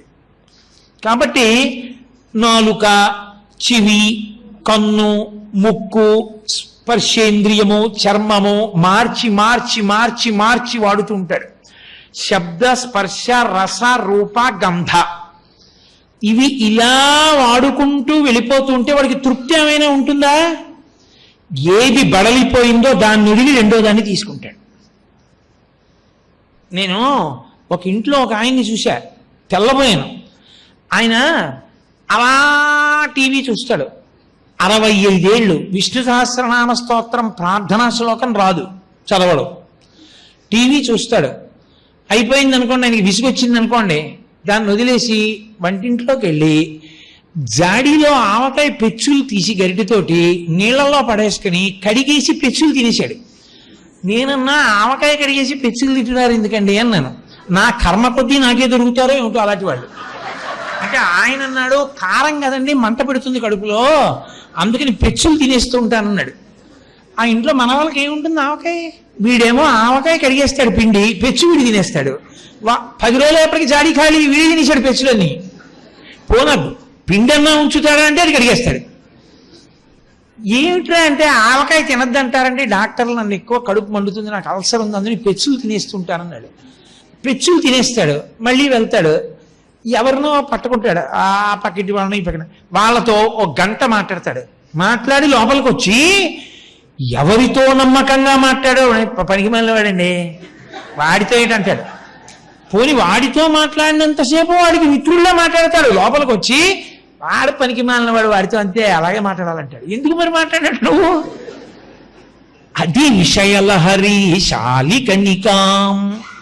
దీనికి అలవాటు అయిపోయిందమ్మా.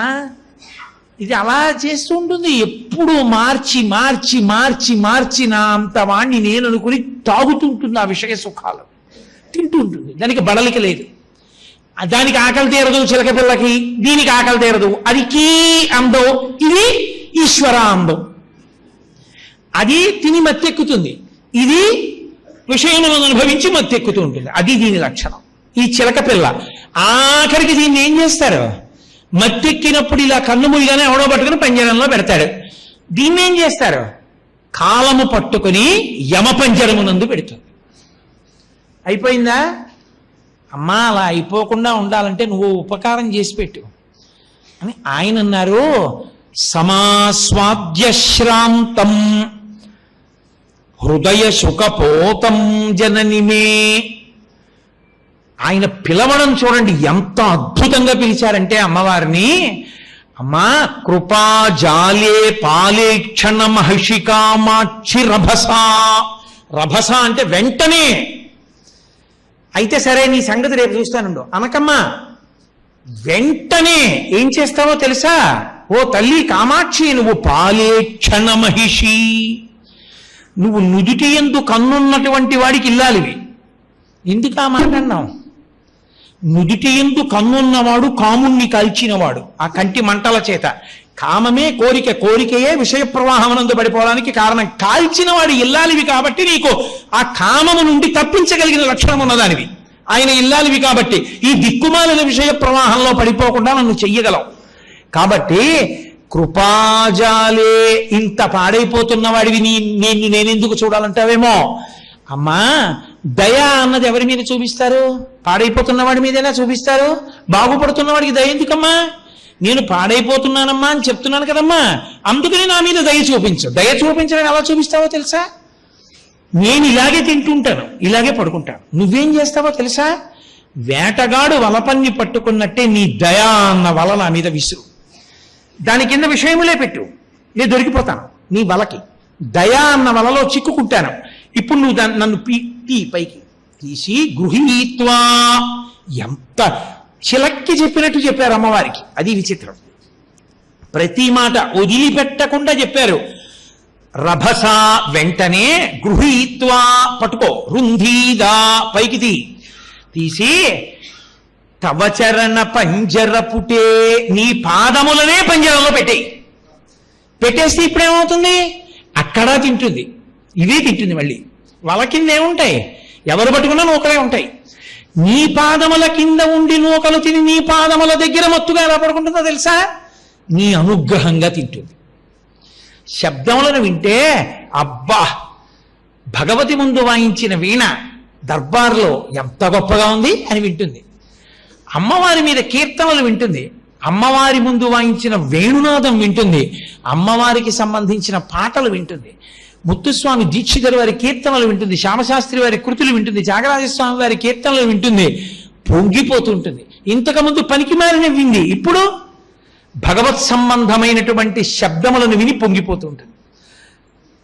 ఇంతకుముందు నాలుక మీద అడ్డమైనవి వేసుకుని తింది, ఇప్పుడు భగవత్ ప్రసాదంబు కన్నుల కద్దుకొని ఆస్వాదించు భక్తుల గుంపులొకట. ఈశ్వర ప్రసాదమని కళ్ళ కద్దుకుని నోట్లో వేసుకుంటుంది. అప్పుడు తింది, ఇప్పుడు తింది. ఈ పంజరంలో ఉంటే తేడా ఇది. కాబట్టి అమ్మా నీ ప్రసాదంగా తినడం నేర్చుకుంటుంది. అలాగే ఇంతకుముందు చూసింది, ఇప్పుడు చూస్తుంది. ఏమిడు చూస్తుంది? ఆపాదమస్తకం పరమేశ్వర మూర్తిని చూడ్డాన్ని ఇష్టపడుతుంది. ఎక్కడ ఏది చూసినా భగవద్విభూతి చూస్తుంది.